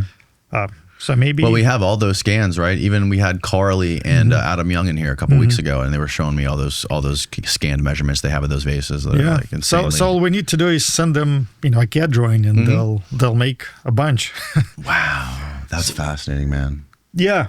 So I was really blown. I didn't really expect how developed that industry is, and they sell these machines. So the particular outlet I was in touch, they mostly sell machines to other manufacturers, and a lot of those machines are capable of machining like multiple granite or stone objects at the same time. So they have like multiple heads and multiple cutters, and they all like go in unison to CNC in a route, and they cut the shapes inside and outside. Granted, there are some limitations on what they can and cannot do in terms of size. Right. Like too small, they don't have the tools. Too large, and they don't have the tools. But anything like I think between like 2 and 200 inches is covered and costs like next to nothing. So Wow, man. so maybe we ought to get one done. That's wild, dude. Yeah, I mean that wasn't the conclusion I was looking for, but I kind of cannot hold it back. And Yeah. I know I talked to Matt about it, on and off, and he was floating the idea that, he didn't know whether some of his objects were genuine or not. But, now I can say that based on my analysis, I can vouch for what objects I think are genuine in his collection or in other collections, and for what objects I wouldn't say that they're genuine, just because they too closely match modern production techniques, and we don't see anything like that in the museums. Wow, man. What about the Petri core? Like, it's crazy to me that even though these things aren't super precise, based on your study, that what they were doing wasn't super precise, but it does seem to me that like they must have had something that we can't explain to like create some of these cores, and I'm the glad stuff that Ben talks about, like with those giant rocks with the saw cuts in them that are like perfectly. I'm glad you asked, because look at this. The hole in here is super precise. Yeah. It's like more precise than anything I've seen. Or look at this coal vessel, the hole in this Yeah. is super precise. And do you think it's difficult to do? No, it's accomplished with a bow drill. And that's what happens when you have like abrasive. So the way you use a bow drill, basically you have a bit on a stick, and you have a bow that rotates it. Yeah. But the reason you get like a very precise cut is the abrasive. And this shouldn't be surprising, because, there are plenty of examples of it in nature. You walk on a beach that's covered in stone, not in sand, but in stone, and all the stones are rounded. Yeah. Pebbles, right? Yeah. So why pebbles are rounded is because abrasive sand rounds everything. And the more you grind, the rounder it becomes. And when you have a bow drill with an abrasive set to any type of stone, you get a perfectly insanely round hole that's same amount of roundness as you get, when you put a modern, drill bit through a metal or anything for that matter. Yeah. And I was blown away because, I paid not very much for this, and like, damn, it's a bow drill. Yeah. And damn, it's precise. And then I measure this, and it's like the second most precise measurement I ever took. And this time it's in basalt. Like, fuck, I didn't expect. But that's what you get. And the same, with quarters. And it's actually been proven by UPenn. Researchers at UPenn, they examined tubular drilling. So when you have a copper tube and you set it, let's say, on granite. And once again, the drilling action is accomplished not by copper. It's accomplished by the abrasive. Right. And what copper does, it just drags the abrasive along. And for that matter, it was shown that you can even drill with wooden tubes because wood, wedges this sand particles, and that's what does the cutting. And what you get, not you get only like a supremely round cut, you also get these striations that we observe in Petri core. And those striations have been studied in depth to where it was shown that, the line that forms, if you trace it, it's not like a uniform line. It's a bunch of lines, and it intersects and overlaps. It's entirely consistent with the abrasive action. So it's inconsistent, let's say, with a diamond tooth or a cutter tooth going in a spiral. That's not what we see. Instead, we see a bunch of tracks that crisscross, overlap. Oh, okay. I thought that he wrapped a string around it and found that it was... some point. So I think it was a bit of a mystification. So depending on how carefully you do, but enough people looked at it, and including, shout out to Night Scarab. So he did a particularly good job into unrolling, the Petri core and tracing the, the grooves. So unfortunately or fortunately, that's what you get, when you use abrasive. And for that matter, when I picked up objects at the Petri collection with nicely done interior, like this one, for example, I looked at, and I see the number, I recognize it. When you look inside, it has a bunch of striations that look like, lathe marks. Yeah. But in fact, those are the marks from the abrasive, dragging against, the side of the vessel, because the interior, when you look at the scan, is not perfect. It's this way and that way. It's nicely circular, but it's not concentric. Right. And you don't get that on a lathe. And the grooves that are left are, they're crisscross, they overlap. They just superficially, because they're so fine, they superficially look, they're lathe marks, but they're not.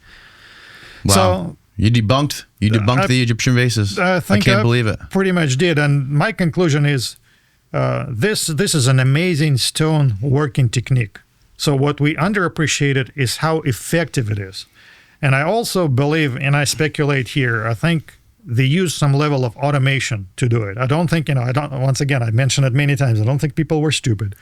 So I don't think anybody, was turning the wheel. So maybe it was the action of water or, a donkey working in a circle. But I think it was automated enough to where, this grinder bit, was just turning. And by the way, I have a slide there with the bits. Let's show it, Steve. I think it's the maybe last slide. The last one, the very last. Yeah. So those are, objects from the Petri Museum that I believe were the, grinding bits. They look exactly like, you would expect, from a modern tool shop. And the thing is, there are like a bunch of them. And what's the first thing you notice when you walk to a machine shop? You notice an endless variety of cutters and bits. Like every machinist has a zillion cutters and zillion bits. And you go to a museum and you see, these cutters and bits, except they're classified as mace heads. Right.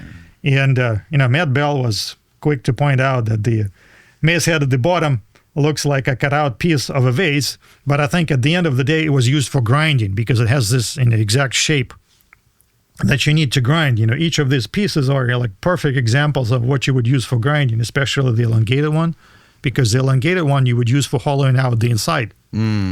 And there are a bunch of them, different sizes, different shapes. It's just countless and countless. And the piece to the right, I think that's the rubbing block for the outer surface. Oh, wow. And I think that's, they classify them as a fragment of the vessel because that's what it looks like. Yes. But to me, it looks more like, a grinding block, something you set next to the vase, when it turns. And you grind and shave off layers and layers until it becomes round enough. But, there are hundreds, thousands of this, and it matches exactly kind of the tool set you need. And if we go to one slide up, Steve, that's a reconstruction from a known stone mill in man, where is my tongue when I need it? Hierocpolis. Say it. So it uses water, hydraulic action to... Hierocpolis. Yeah, if you go up one slide, there is a depiction of it on the... So it was found on sarcophagus in Turkey. Oh, wow. And then they did a reconstruction. So it's unknown, but it's in Hellenistic time, right? So it's not like a predynastic Egyptian, but it's not a stretch, to extrapolate from this to turning, grinding blocks on these vases, maybe 1,000 years before that, because it just makes sense. But maybe it wasn't water, maybe it was, a dunk or something like that, but it's grinding. Yeah. And wow.